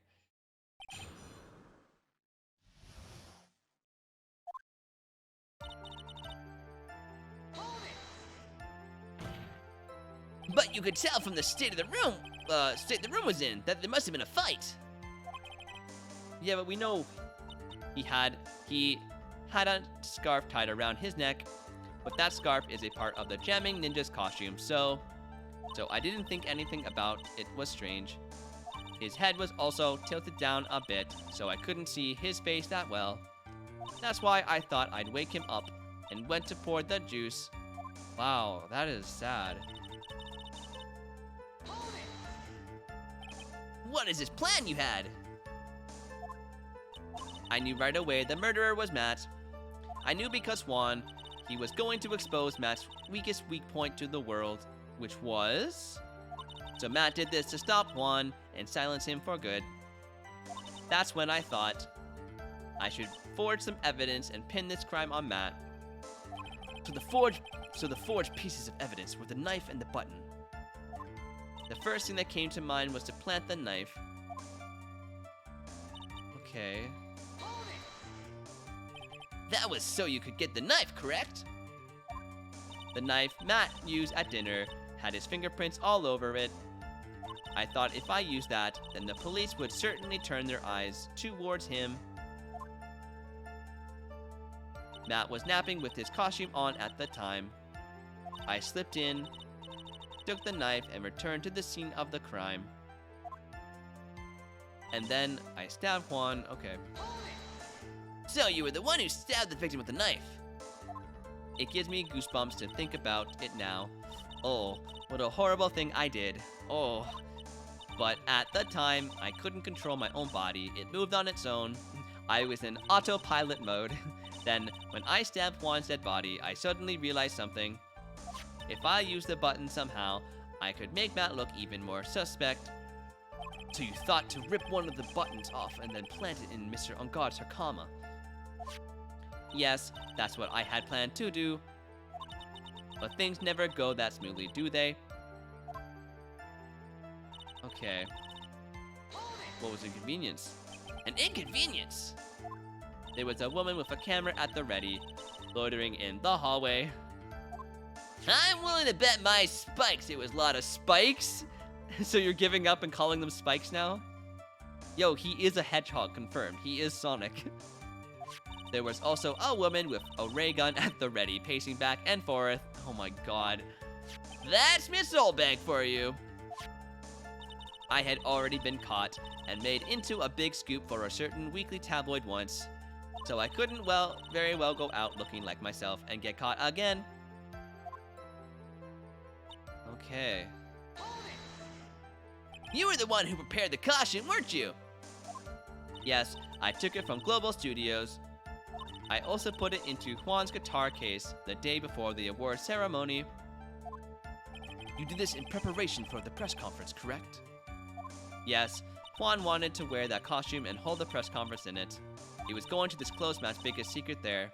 And what is the secret? That I don't know. Anyway, I thought that if I were to leave Juan's room in the Nico Samurai costume, then people would think that Matt was the real murderer. I was very careful not to leave any fingerprints when I opened the guitar case. I absolutely did not want anyone to know about the costume. I think we've heard enough. So, after that, you went back to Mr. Ungard's room and planted the button.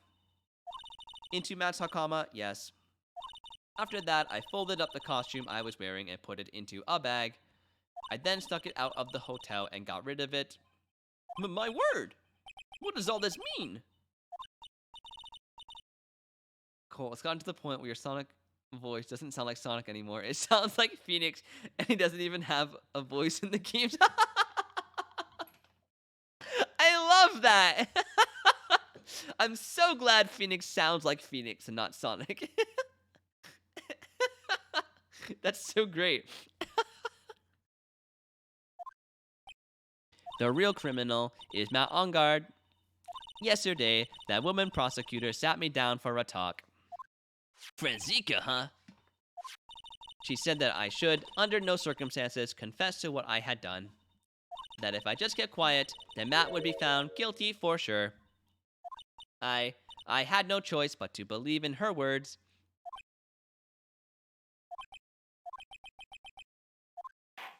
So, what are we gonna do? We can't prove her guilty. And we can't prove Matt's not guilty. Well, Maya. Oh God. What this witness has done is clearly unlawful. However, as long as her testimony stands, we can be certain she is not the real killer. Wait, Your Honor. The defense still... Nah, Phoenix. Right. It's pointless. At this point in time, it is not possible to indict Miss Andrews on anything. Yes, exactly. She said, no, she can't be dead.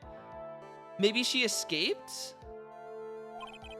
There isn't a single piece of evidence that points to her as a murderer. The cross-examination of this witness is over, and so is today's trial. You couldn't establish that the witness was the culprit. Please let it go, Mr. Wright. But... Mr. Edgeworth, please place Miss Andrews under arrest for further questioning. Understood, Your Honor. The prosecution will arrange for her detention immediately. That is all. Court is adjourned for today. Ooh, that was an extra heavy hammer hit. Oh, hey, it's a chair. Whoa. His hands in between his spikes. Today's trial. It's over. I didn't want to win in an acquittal. Witness, would you mind if I ask you something? Edgeworth? What is it? Before you leave the court today, I wondered if I might look at one thing. The card in your hand has had my interest for quite some time now. What exactly is it? Oh, this. Mr. Wright also asked about this. Although I didn't remember at the time you asked me about it, Mr. Wright. I remembered just now. I found this in the room on that day. The room? That day. Yes. I found this card when I discovered Juan's body. It was lying there right next to him. You found that card next to the victim's body? I suppose I must have unconsciously slipped it into my pocket. But it's not as if this card has any relevance to Juan's murder. It does. It means Mr. D. Killer is the killer. Yeah, I guess not. But it's still a strange card, if you ask me. But as far as a clue to this case, I don't see why. Witness! That card! Give it to me, hurry! Hey, Edgeworth! Do you have any idea what you have... Wait. Do you have any idea what you have stupidly yet inadvertently done? This! I can't believe you hid this from me all this time. I didn't mean to. What is all this about? I've never seen Edgeworth so emotional before! And that's coming from me!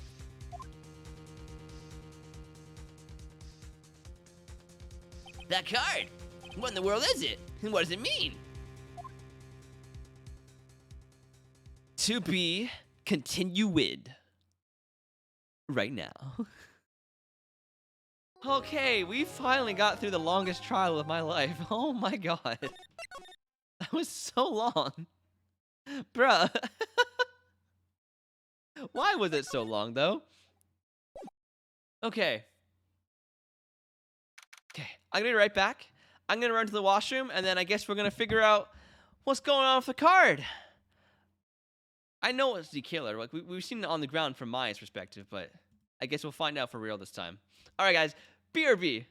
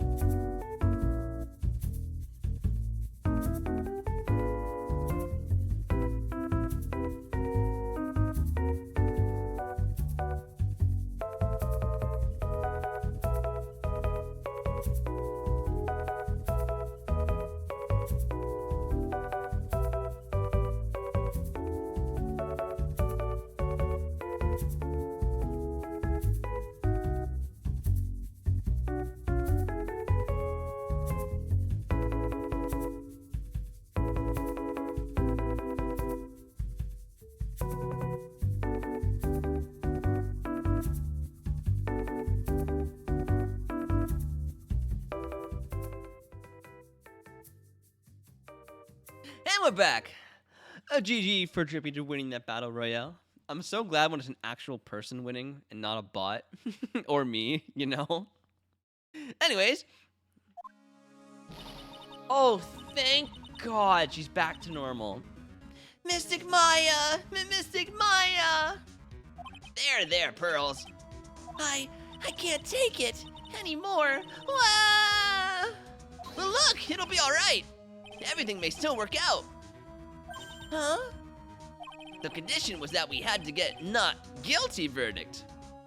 And so far, the kidnapper has kept his word and hasn't hurt Maya. And he won't because Mr. On Guard hasn't been given a guilty sentence yet. Huh? Cheer up. We don't have time to stand around crying. We have to get going. You're right. Mystic Meyer is in much more pain than I am. Yes, that's right. So, Hey, you guys! Glad I caught you, pal. Aw, it's not an episode without this guy in it, man. I love him. Mr. Scruffy Detective. Oh boy, looks like Detective Gumshoe has been dubbed Mr. Scruffy Detective in Pearl's book now. It's just plain old Mr. Dick Gumshoe now, and I came to talk to you, pal. Yeah, I know, right? Coffee comes. But we're kind of busy right now. All right, what's up, Gumshoe? So, what are you gonna do from now on? What do you mean, pal? Well, you've been fired, right? So do you have a new job lined up? Oh, that! What am I supposed to do now, pal? I don't have anything coming in at all until my next payday. Wow, is he really fired? That's so sad. Needs to live in the office or something. Oh, please. Please let him join our team. What are you talking about? You don't have another payday. I guess that means I'm just gonna have to work here at your place, pal! Yes! Oh my god, yes! Yes, yes, yes, yes, yes! Just say what? You'll be searching for things that will prove Mr. Unguard's innocence all day, right? Well, yeah. So yeah, I'm gonna help you, pal! Ah! Oh my god! Oh my god! Gumshoe joins the party. I got lots of experience in investigating and watching over people's places. And I'm great at making really simple meals, pal. I'll take care of it all. Really simple meals. Oh, come on, Mr. Nick. Let's let Mr. Scruffy Detective take care of things. Okay. By the way, what's your best dish? Instant noodles, pal. But I don't put ketchup on them. Gumshoe is great in this chapter. Oh, I can't wait. He's been great so far. Like, I love that when Maya was kidnapped, he was the first person we turned towards. I love him, man. Why am I surrounded by people who only eat cheap, unhealthy foods? Leaving. Drippy, no! That was the first time I've ever seen Mr. Edgeworth act like that. Never thought he'd come say something like that. Say something like he didn't care if Miss Andrews killed herself. He said that? That's horrible. But because of him doing that, we got the truth finally. The truth?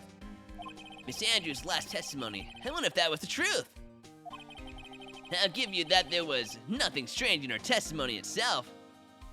But I still think there is something fundamentally wrong with the whole thing. You mean about that thing, pal? Why would she want to? No, I mean almost need to frame Mr. Ungard. I couldn't figure that out from anything she said all day. Then you're saying that testimony was a lie? Not a lie, per se. It just feels like there's more here than meets the eye. Or that's what Edgeworth would like us to believe. That's such a dirty trick. Even that woman prosecutor was better than that. Franziska von Karma. Speaking of Miss von Karma, do you have any more information on her condition? I love how Gumshoe's eyebrows are just doing their own thing. They're sentient. They're actually just really big caterpillars on his head. Wasn't she shot this morning? Miss von Karma was shot today on the way to the trial by a pistol, pal. But she's gonna be fine, right? I hate that. I mean, Mr. Edgeworth said she was in stable condition, but... Well, she was shot in the shoulder, so she's okay and still hanging in there. They, should be done taking the bullet out, so she's probably resting at the hospital. Which one? What? Are you gonna visit her, pal? No. Well, I was kind of thinking about it. Hey, you actually got a heart, don't you? She looked like she was being tortured to death not being able to go to the trial today. So maybe it'd be good for her if you went and let her whip you for a bit, pal. And second thought, I don't want to anymore. Welcome back, Geekster. Let's go let her whip us, Mr. Nick. I don't like where this is going. Now I'm definitely not going. Let's see, the name of the hospital. Oh, yeah. The Hottie Clinic.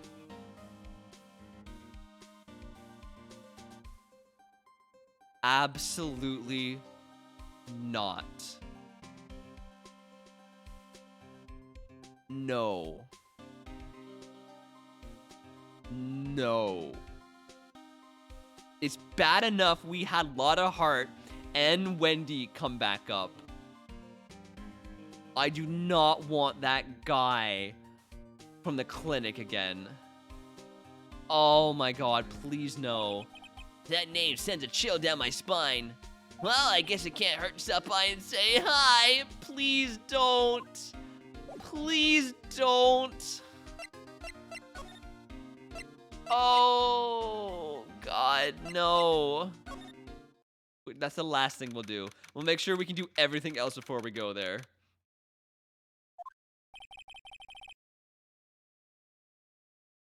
From what the guard told me, it sounds like, along with Mr. On Guard, Miss Andrews is also being detained here. And we should talk with them since we're here. Yeah, but both of them are still in questioning. And we don't have time to waste. Yeah, visiting hours are almost over. All right. Criminal affairs? Wow, everybody looks really busy with something or another. Yeah, they're probably strengthening the evidence for tomorrow's trial. Hey, hurry up with that, will ya? Pass the victims list around. You gotta be kidding! There's over 100 people on here. Mr. Nick, is Mr. On Guard really that big and bad of a criminal? Actually, Pearls, never mind. It sounds like they're working on a different case. I guess we go to the hotel lobby.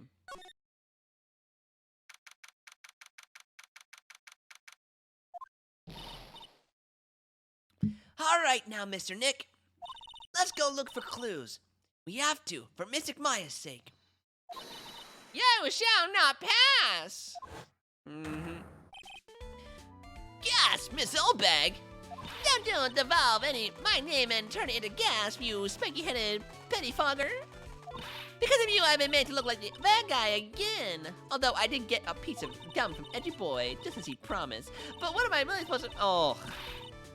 You want his heart all for you? Oh. Jesus. Did she just faint? Miss Oldbag! Keep your hands off of me.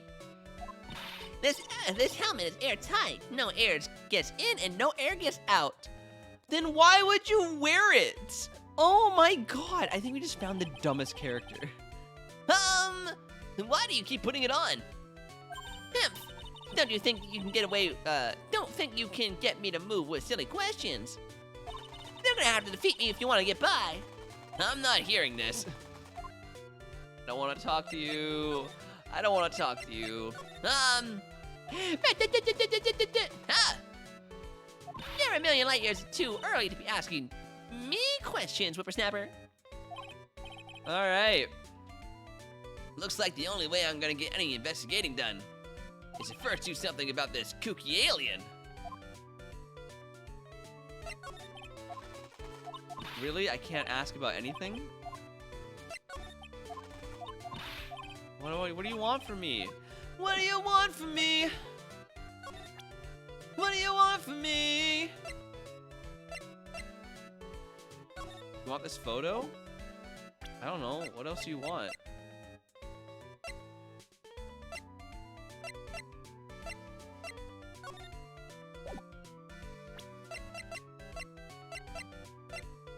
Here, take this. I can't see it very well through this helmet. Oh, great.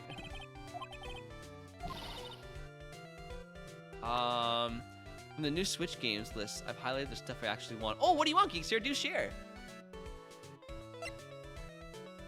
Oh my god, have you guys seen the giant sale on Steam right now? Oh man, that was dangerous. I bought a couple games because they were only like a dollar or two, but like it added up. 7 of them! Oh, Geekster, heck yeah. Also, rip your wallet. I don't know. What else does she want? Can I just get past her?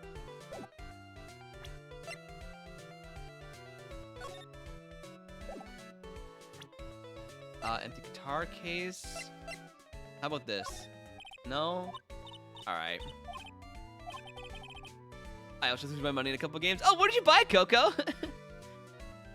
Should I put them in my gamer chit chat? Yeah, or you can put it here. Anywhere, Geeks here. It doesn't matter to me. I myself bought Sonic Adventure 1 and Sonic Adventure 2. I've never played them, and I've always wanted to, so when I saw they were on sale for $1, I was so happy. Oh, it's an image! Oh, then yes, you can go ahead and put them in the gamer chit chat, Geeks here.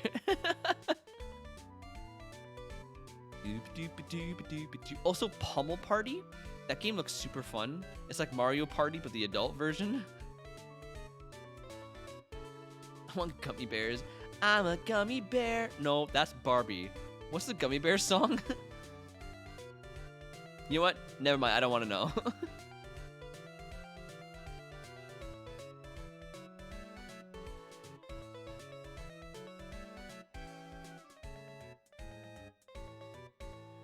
Oh, you circled them. No More Heroes, Ace Attorney, yes, Ace Attorney, WarioWare. Sir, you actually made a mistake in your picture. You forgot to circle Monkey Ball, Super Monkey Ball Banana Mania, but don't worry, I caught it for you. Easy mistake. You just go ahead and circle that one, man. Megan Rampa, Splatoon 3 and Pokemon Arceus, nice.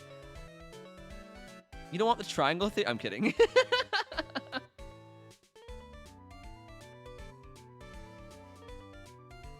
Geekster, if I can't play Monkey Ball up against you, I'm gonna be very upset. I'm just throwing that out there.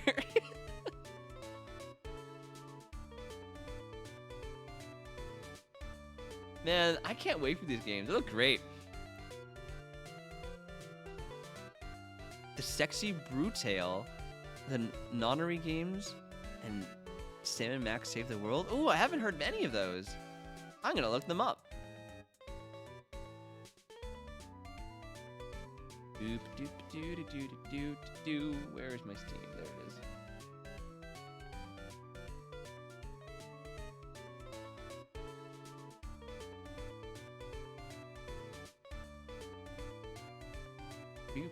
I always love finding new games.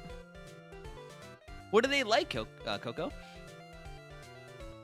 I'm a gummy bear. I am a gummy bear. I am a yummy frummy tummy yummy gummy bear. Oh, wait. Oh, I'm trying to think of it. No, you know what? No. This is a gift. This is a gift that I've forgotten how the song goes. I'm not going to try to remember it. I'm going to do myself a favor. Otherwise, it will be in my head for another year. I'm glad you knew the lyrics, though. And I'm glad you knew what I was talking about. Is it even online? Yeah, because you can make your own monkey and you can, like, you know, compete against each other and stuff.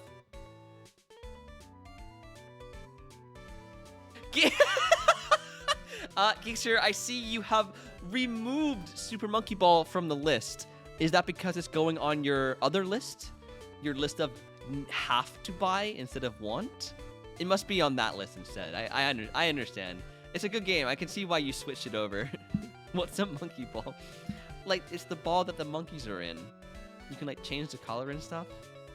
Easter, I swear you'd like the game, okay? I loved it when I was growing up.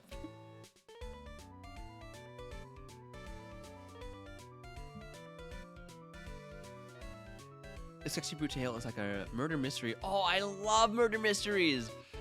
Where you need to prevent the murder, but can't interact with the NPCs. You have to find clues and use the knowledge. And you can rewind time? Oh, that sounds awesome.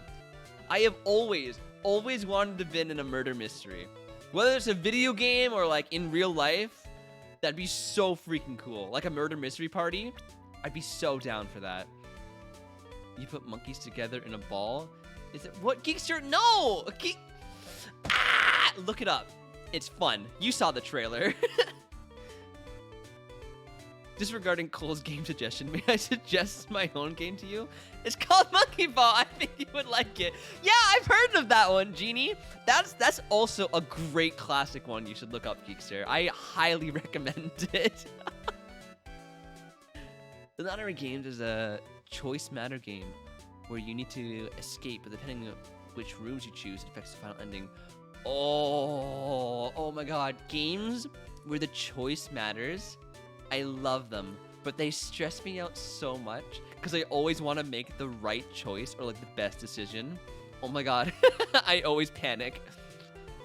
I debated if I wanted Skyward Sword because I never played the first one, but thought of before better off watching gameplay. Yeah, that's true, Geekster.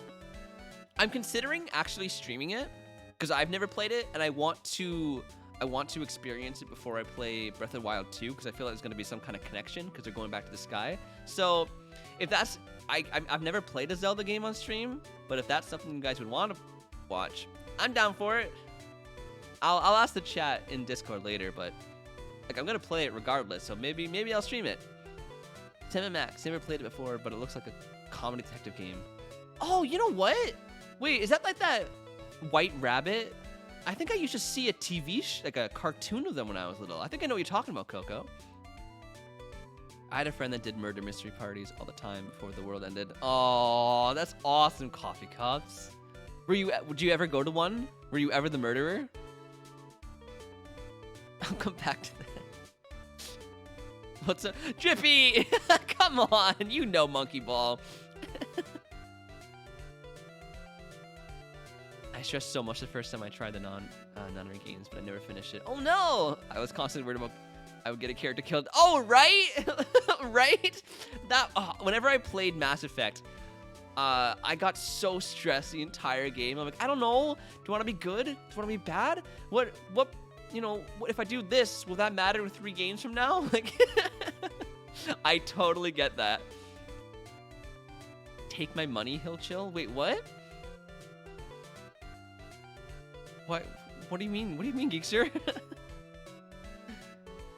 Big brown dog. Yeah! Oh, I remember that. I remember seeing. I remember I would go to the library. Drippy, wait. Were you streaming? Drippy, thanks for the raid. Did you go live just to raid me? What was that? But yeah, I would go to the library and I would always see, but I was kind of scared to watch it because I was young. But I remember seeing that Sam and Max. Oh, for Skyward. Okay, I understand, Geekster. I wasn't even streaming. You can, Geekster, stop. So you can raid people even if you're not streaming? That's so interesting. I didn't know you could do that. I know you can host, but I didn't know you could raid.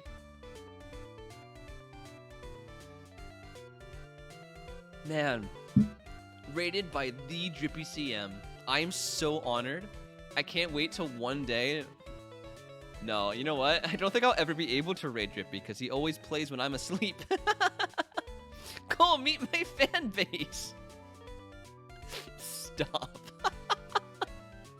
Oh my god. Coco, those games sound awesome though. I'm glad you treated yourself to so many. I hope you have fun with them. I also bought these games called We Were Here Too, or We Were Here Together. It's like a co-op puzzle game where like you can't see each other, but you need to tell each other hints and stuff. It looks pretty fun. Everyone being excited for Nintendo 2022 releases, but I'm worried for my final exams. Oh, don't worry, Geekster man, you'll pass them. I have faith in you, my son. You shall go forth and conquer your exams. That's of which I am not concerned. Whether or not you buy Monkey Ball, though, that has my concern. That has my concern, young one. You must buy the Super Monkey Ball. I love mystery games. which is why I throw my money at Phoenix Wright, Danganronpa, and more. Oh, yes! Coco, oops. I love them too. I'm super excited for Danganronpa to come out on the Switch. I am super stoked. I'm definitely going to play them on stream because I've never played them before. I watched the anime of the first season and loved it years ago. But other than that, never played them, so I'm super stoked. It'll be a good replacement for Phoenix Wright. What other ones would you suggest, Coco, that are like murder mystery? Yes, Nintendo, delay the games. Me. No, please. I'm having GCSE and want to play these games without studying. No, Geekster. Geekster, don't believe in yourself. Believe in me. Believe in the me that believes in you.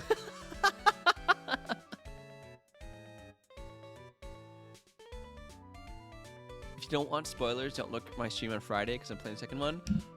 Duly noted. Okay. Noted, Coco. I will purposely avoid the Friday streams then.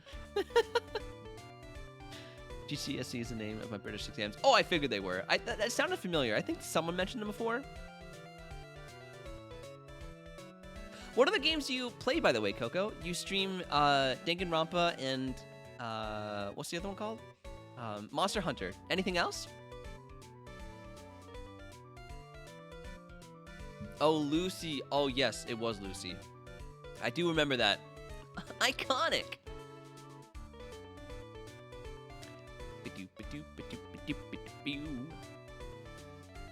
I miss Lucy. I know. Rest in pieces.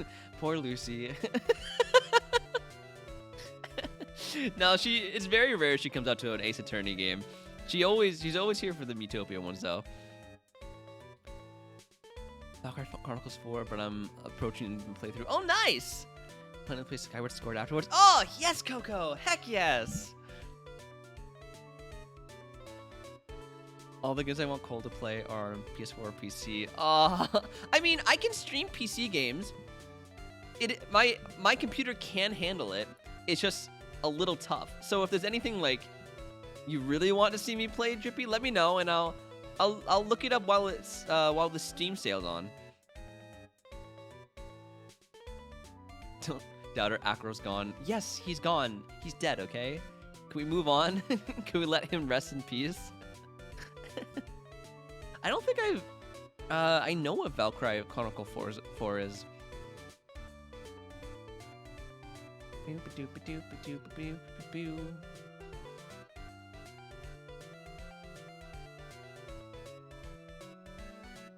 I was looking through all the indie games, and there's a lot of cute ones, but none that were like Stardew level, you know? They look a little rusty still. Oh my god, I have so many windows open. Okay. Alright! I don't know how we're supposed to get past Wendy. Maybe we can just move? Wait, for real? I'm stuck here? I can't get past her? Can I knock her out? What? Omari for Halloween? It's a game that disguises itself as an RPG similar to Undertale. Then out of nowhere will jump scare you for like 10 minutes straight for— Oh, great! Jump scares! Oh, love that. I'm writing it down. Good for clips. Good for clips.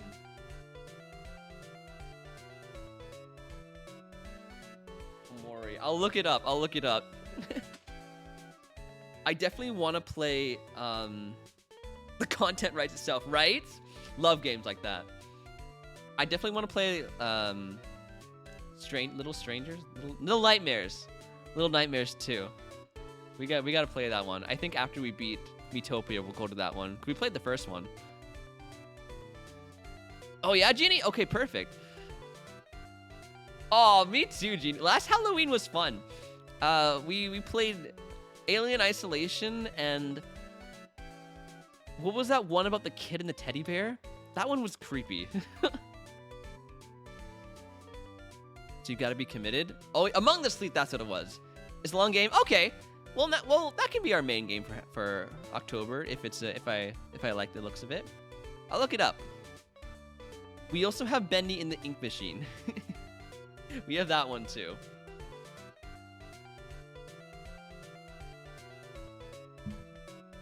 Okay. Oh, I think we have to go to the hospital. I don't even remember what this guy looked like. You took so long. They're making a sequel for that game. For what one? Wait. wait, what game, Drippy? Never thought I'd ever come back to this place.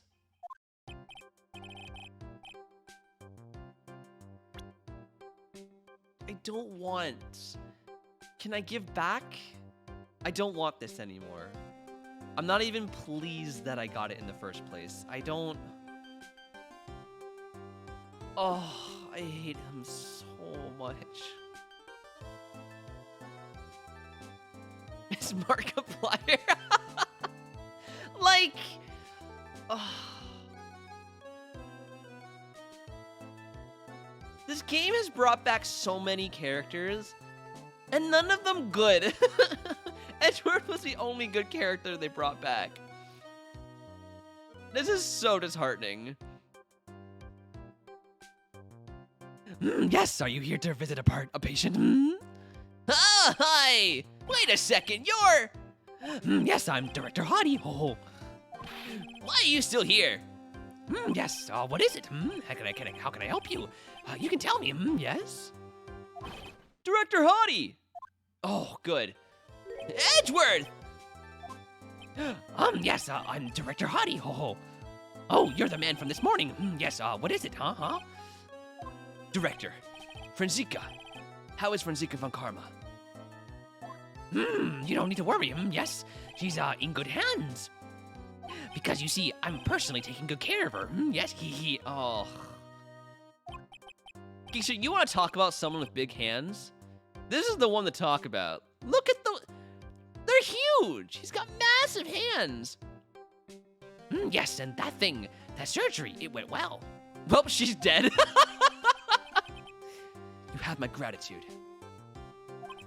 It looks like Edgeworth doesn't know about this director and his secret. She looks so pitiful, absolutely terrified, yes. But I understand, yes, her opponent was a gun after all, And when I snuck up on her, real secret like, she would scream really loud, yes. Die. Can we please kill him? Of all the characters we've sentenced to death, can he please be one of them? I see. But she's really cute too. When I do that, she'd whip me with her whip, Boy, did I cry like a baby, yes. But I think I could get used to it. No! Oh, I don't like him. Oh, thank God. Go back to your room. You're so mean, My frisky Franziska, Ew. Ew. Just be gone. It's time for my IG drops. Yes. Oh. His hair kind of looks like the puffy thing from Club Penguin. I mean, it's kind of the point to make it recyclable. Oh, I know. But they did a little bit too much of a good job, you know? Like, there's dislikable, and then there's just... can I beat it with a stick, please? Can I please beat it with a stick? Hey, what are those tulips doing with your hand, Mr. Phoenix Wright? Arg, I knew I shouldn't have come here. Did I bring her flowers? Why would I do that? I was shot in front of the courthouse in my right shoulder. Humph, but it's no big deal. This sort of thing happens all the time. I've even had full intentions of running the trial this morning. But that would have been too much for you. There's no need to act tough in front of us, you know. Regardless, I was dragged here by that man over there. He was so unyielding. One has to wonder if he was simply interested in stealing my case. Didn't deflect the bullets. Yeah, the puffy shoulders just went poof, and reflected it. It was the only logical course of action given the bullet was still lodged in your shoulder. But by taking over the case, I found myself having to clean up after you and that irresponsible deal you made. I think I know what deal he's referring to. I don't. What deal? Miss Von Karma, you made a deal with Miss Andrews yesterday, didn't you? I don't know what you mean. In order to make sure you got your guilty verdict on Mr. Ongard, you told Miss Andrews to not testify in court today. There's something about her eyes that's very off-settling to me. I've noticed it before, but it's just really... I don't know what it is. I don't know if it's like her pupils? Do they look like diamond? I don't... There's something off-putting about her eyes, and I don't know what it is. Her soul has left her body. That could be it. Humph! I don't know what you're talking about. Do you have a proof I made such a deal? You're denying it? It looks like you were lucky, Mr. Phoenix Wright. If I had been in court today, this trial would already be over. They're too far apart? Oh, maybe. I think it's more the design of her eyes than it is the distance. They all have Min eyes, but her... Yeah, it's different than most people, right? Yeah, everyone has like really circular eyes. They have like 2 circles inside. But then hers just not the same, you know? A swirl design. Yeah. The pupils definitely freak me out. Okay, good. I'm glad it's not just me. Like it almost makes her look cat-like, you know? How while hiding Miss Andrews' own crime? That isn't my problem, whether she had tampered with the evidence or not. I have only one objective, to find Ongard guilty of murder. The end justifies the means, Mr. Phoenix Wright. The end justifies the means. Miss Von Karma, Adrian Andrews believed you when you said, if you don't tell the truth of what happened, then Ongard will be found guilty. She has a whip. She could be basically Catwoman. Oh, Coco, you're right though. That is a good point. That's probably intentional of her personality. That's true. That's true. Also, hey Blossom, how's it going? Welcome. Glad to see you. How you doing today? And what does that have to do with me? Because of that, she is now in danger of being found guilty herself. All because she believed in your words until the very end. That still has nothing to do with me. She's just a weak person after all. But you had to know she was... Yo! I think visiting hours here are about over. So, if you'll excuse me... What's wrong? Why did she suddenly cut you off? Probably because she thinks I had the advantage in that argument. Edgeworth. So, are you doing anything later? Seems we're both looking into the same things. Maybe we could do it together. Take a little stroll, perhaps together. Maybe. What happened today at the trial, Edgeworth? That was not like you at all. I mean, I know you knew about Miss Andrews' condition. You could have made her testify as many times as you wanted, but to go that far... Yes, Genie. Yes, from the front he has a very odd-shaped face. But she wouldn't testify that until I said something. Listen, Wright. The courtroom is a garden of judgment. I'm putting myself on the line when I stand in there.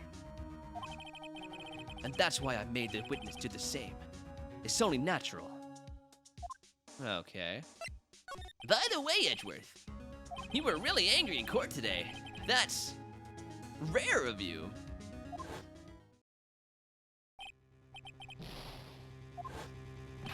What is it? What is the card?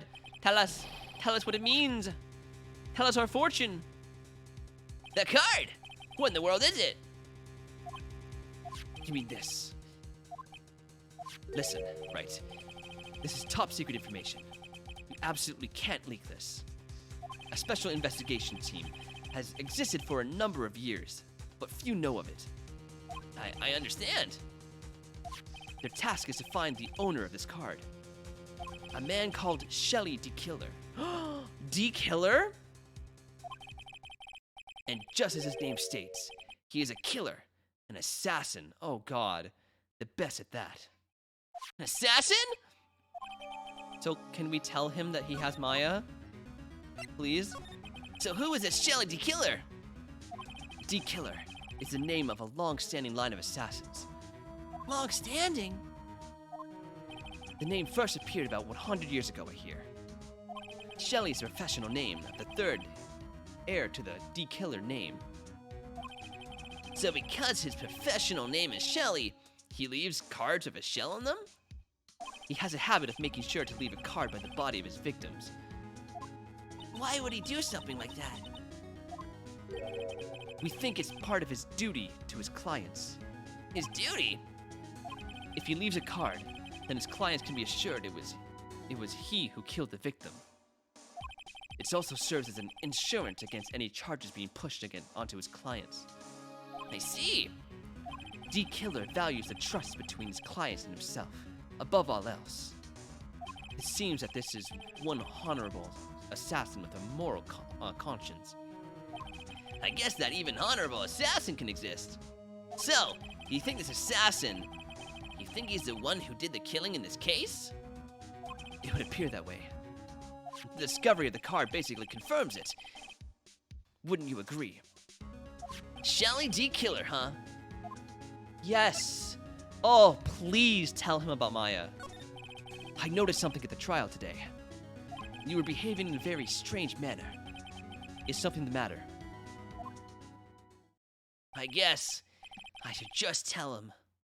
Hedgeworth, I have been in love with you since we were in school together, and you play with my heart, and I can't tell if you feel the same way, and I just want to know, do you love me?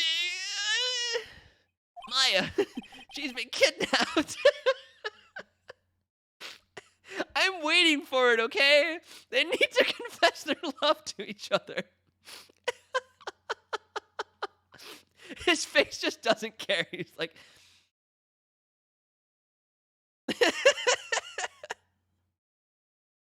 Kidnapped? What does a kidnapper want? An acquittal. I see. I had no idea. I will prepare a rescue team as soon as possible and resolve this by tomorrow. Oh my god, yes, Edgeworth. Really? Did you hear that, Mr. Nick? Mr. Edgeworth is going to... Stop trying to console me, Edgeworth. I don't need your pity. Mr. Nick? There's no way you can find her. We don't have even a single lead to go on. There's only one way to save her. I have to get an acquittal somehow. It's the only way. Right. Listen, you need to know something. Juan Carita was killed by Shelly D. Killer. And the client who ordered the job is Matt on guard, your own client. Drippy! Drippy, you got your wish. We're representing someone who's guilty. We have to lose. Please stop! I can't listen to you. I can't believe that. I see. Well, if you want to continue investigation, you will need this. What is it? The hotel right now is restricted to police personnel only, as we are looking for any clues that might lead us to Shelly the Killer. But if you take this with you to the hotel, I'm sure they will let you enter. Yes. Okay, now we can get by her. Plot development in my Ace Attorney game? Yes, Drippy! In any case, I must attend to the presentations from Maya's rescue team. We'll meet again, if anything should happen. Now, if you'll excuse me. Mr. Nick, do you think Mr. Ungard hired an assassin? No way! I mean, he doesn't have a psyche lock. Oh, that's true. Didn't we ask him if he killed him, though? Because this would mean technically he didn't kill him. He hired an assassin to kill him. Did he find a freaking loophole? Yeah, I guess not. Maya, please, all I ask is you make it home, safe and sound.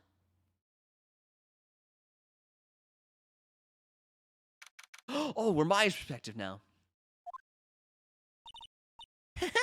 I guess even kidnappers can be a little clumsy. Clumsy enough to drop a card like this for me? And even though he said he was an assassin, I bet he's just making that up like how Nick does with everything in court. Wow, she has great faith in us. Anyway, let's try out the card trick with this card I just found. Sounds like I got the card. Sounds like I got the door to open. Okay, time to go look around. Dum dum dum. Oh. What is this place? That is a massive TV. I mean, even at that sitting distance, isn't that way too big? Oh my god, it reminds me of the TV from How I Met Your Mother, Barney's TV. I've got a feeling I'm not in the hotel anymore. Are those videos over there? Well, I'll worry about that later. For now, I should be looking for clues. That way I can show them to Sis and maybe get out of here.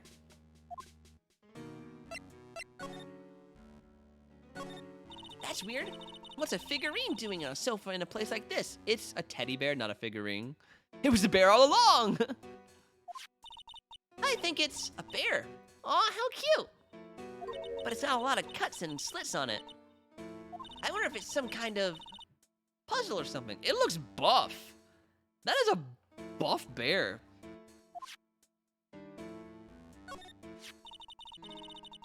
Hey, wait. Isn't that... It is. That's her. There's a framed picture sitting on this coffee table. It's a picture of a woman. She's kind of pretty. Hey, looks like there's something written here. Let's see. I think it says, "With love, Celeste." I bet this could be a clue. Oh, sorry, it's my teddy bear. Clem, welcome back. Do you have buff teddy bears, Clem?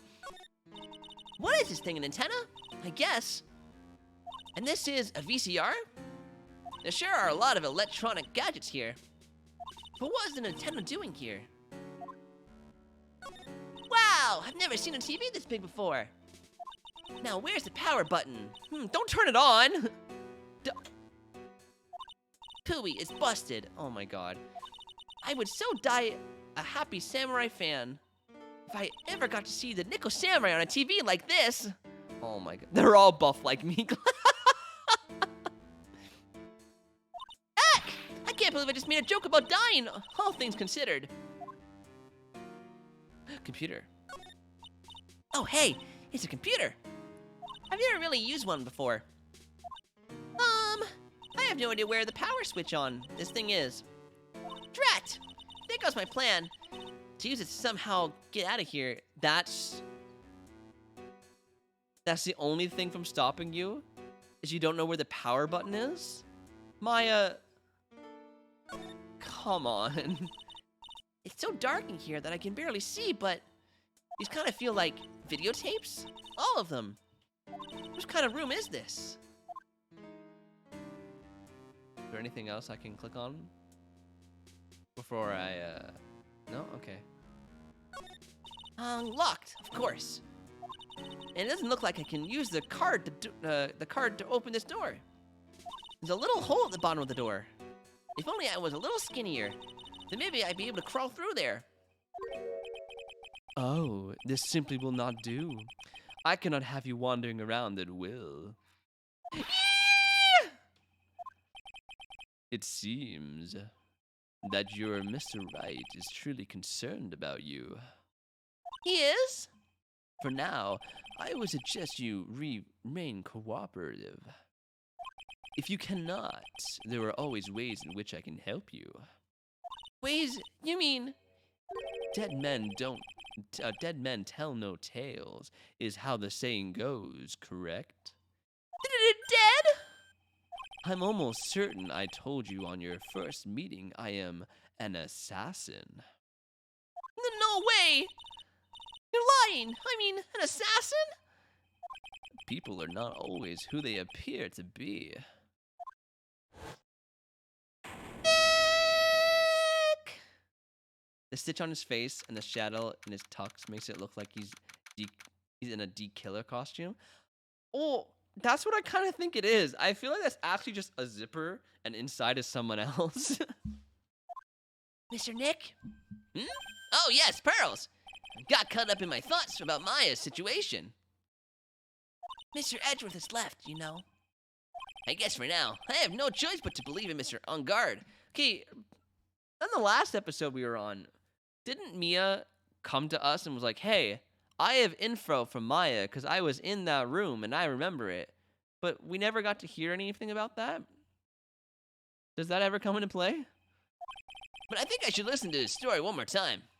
All right, let's get going too. Okay. And away from this awful place. Gumshoe! By the way, Glenn, Gumshoe got fired and he now works for us. And I could not be happier.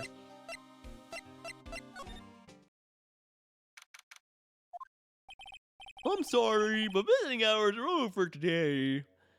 Ah, arg! I have too many questions I need to ask. I'm sorry, but I'm Phoenix Wright, a lawyer for one of the... You're Mr. Wright, you say? Oh, yeah, there's a message here for you. A message? I'm glad he's working for us, but I know he did not deserve to get fired. On the bright side, we won't fire him. So now he's got a job for life. It's from Matt on Guard. Here you are. What did he write? Is it something really important? I don't know. Well, let's see what it has to say. To Mr. Lawyer Dude, I've got something really important to tell you. Why do I feel uneasy of all of this? Oh, Mr. Wright. So actually, I have a favor to ask of you. I had this cat named Shoe. I didn't put out a lot of food when I left the house, so he's probably pretty hungry. You think you could drop by my house and feed Shoe for me, dude? My house is just a little ways down from the hotel, right? Okay. Yeah, we can do that. This is terrible. Let's hurry. We have to feed his cat. I know. Who named it Shoe? Socks is fine, but Shoe? I'm sure poor Shoe's stomach is growling by now. Yeah, I guess. All right. The client's request is a request. I guess I should go check up on his cat. Yay! Let's go see his cat. Where did he say it was? Yeah, good point, Clem. He has managers and agents and people. Like, I think this is something else. I think he's getting us to come here to find something, maybe. Sure is dark. I'll go turn on a light. And there's a motorcycle hanging from the roof. That's concerning. I wouldn't be able to sit there. Like, with a motorcycle hanging above me, that would freak me out. Yeah, that's what I think too, Jeannie. I think Shoe is actually a clue. Although it does look like there's a doggy door. Maybe it's like a cat door. But the killer's room had that too. So, I don't know. Maybe, I don't know. Come on, Nick. Let's find Shoe the kitty cat. Shoe! Meow! Oh, there's actually a cat. So I guess this is Shoe. Aw, what a lovely cat. Hello, Shoe. Aww. Tee-hee. The cat seems to like pearls. Pardon me.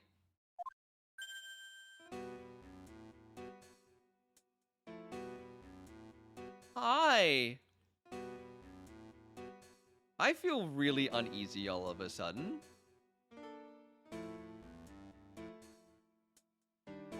May I help you with something, mister? Oh, we're lawyers, actually. I'm Mr. Ungard's lawyer. Special guest, the masters. Then you must be Mr. Wright. Yes. Ah, it's a pleasure to meet you, wonderful self. I am the family butler, John Doe. Nice to meet you. Meow. Is Phoenix dumb? I know, he's seen this guy before. He should know. I don't like this. You must know all sorts of things about Mr. Ungard, right? Honestly, sir, I don't believe my master is capable of such a foul deed as murder. And, anything else? No, not especially. It is not appropriate for a lowly servant to speak of the master of his affairs. He came out of Arkham? How typically butler-like, as it were.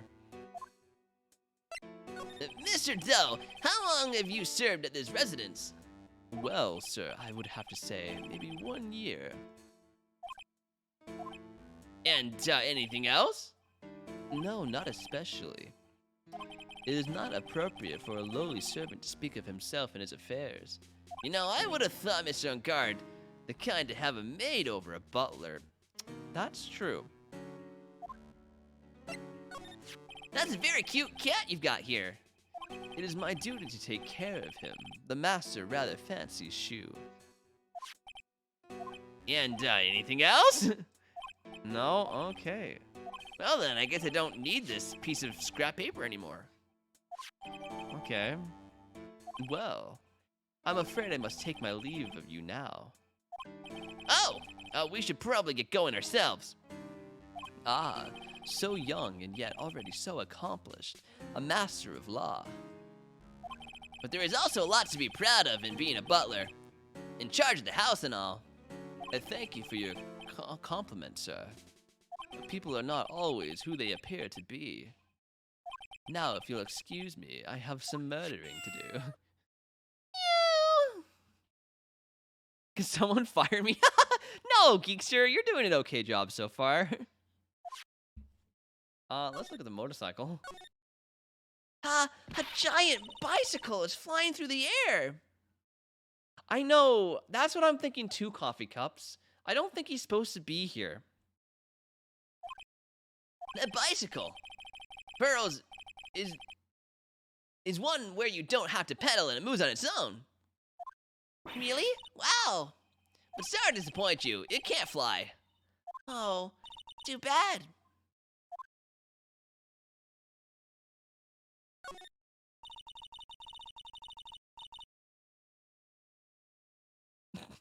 I'm starting to think this guy isn't actually the butler. I don't know why, but I think he might be a murderer. Really, Glum? What? The butler? What gives that away? What do you think? I don't know. I still think it's Old Bag of all people. There's a small door at the bottom of this bigger door, Mr. Nick. I bet it's for Mr. Ungard's cat to use. Oh, you mean Shoe? The door, it's locked tight. Well, I guess that's to keep nosy people like me from entering it. Yeah, Phoenix, you could totally fit through there. Ah, there are masks here. Yeah, that one in the middle is the Steel Samurai. The ones next to that are the Pink Princess and the Evil Magistrate. They fought many battles against the backdrop of Neo-Old Tokyo. So can you, Cole.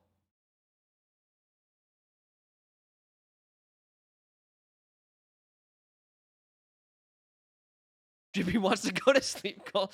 I'm sorry, Drippy. I know I'm keeping you up. We'll finish exploring this room, and then don't worry. You can go to bed, man. Wow, you really know a lot about the Steel Samurai, Mr. Nick.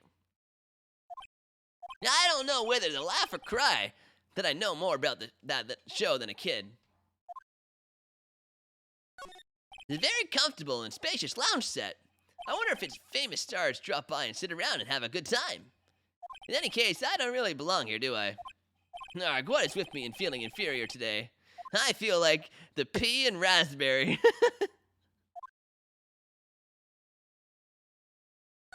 Oh, there's a giant cooking hearth here. Hearth? That's actually a fireplace. How are they different, Mr. Nick? You know, I've never actually seen a hearth before, to come to think of it. You should come and visit Miss Fame Manor then. I'll show you when you do. The last time I was there, I ran into some trouble. I don't know if I want to go back there again. There's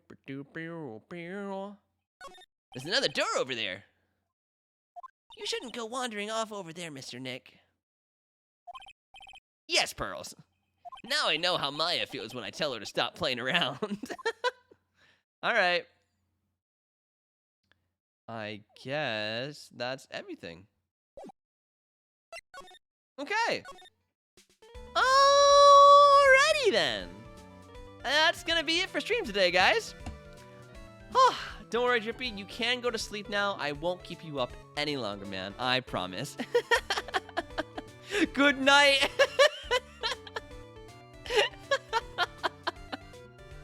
Thank you, everyone, for coming and hanging out with me. I really appreciate it, and I hope you have a great night and tomorrow. I will be back on Thursday with more Metopia. Until then, peace out, everyone. Bye-bye.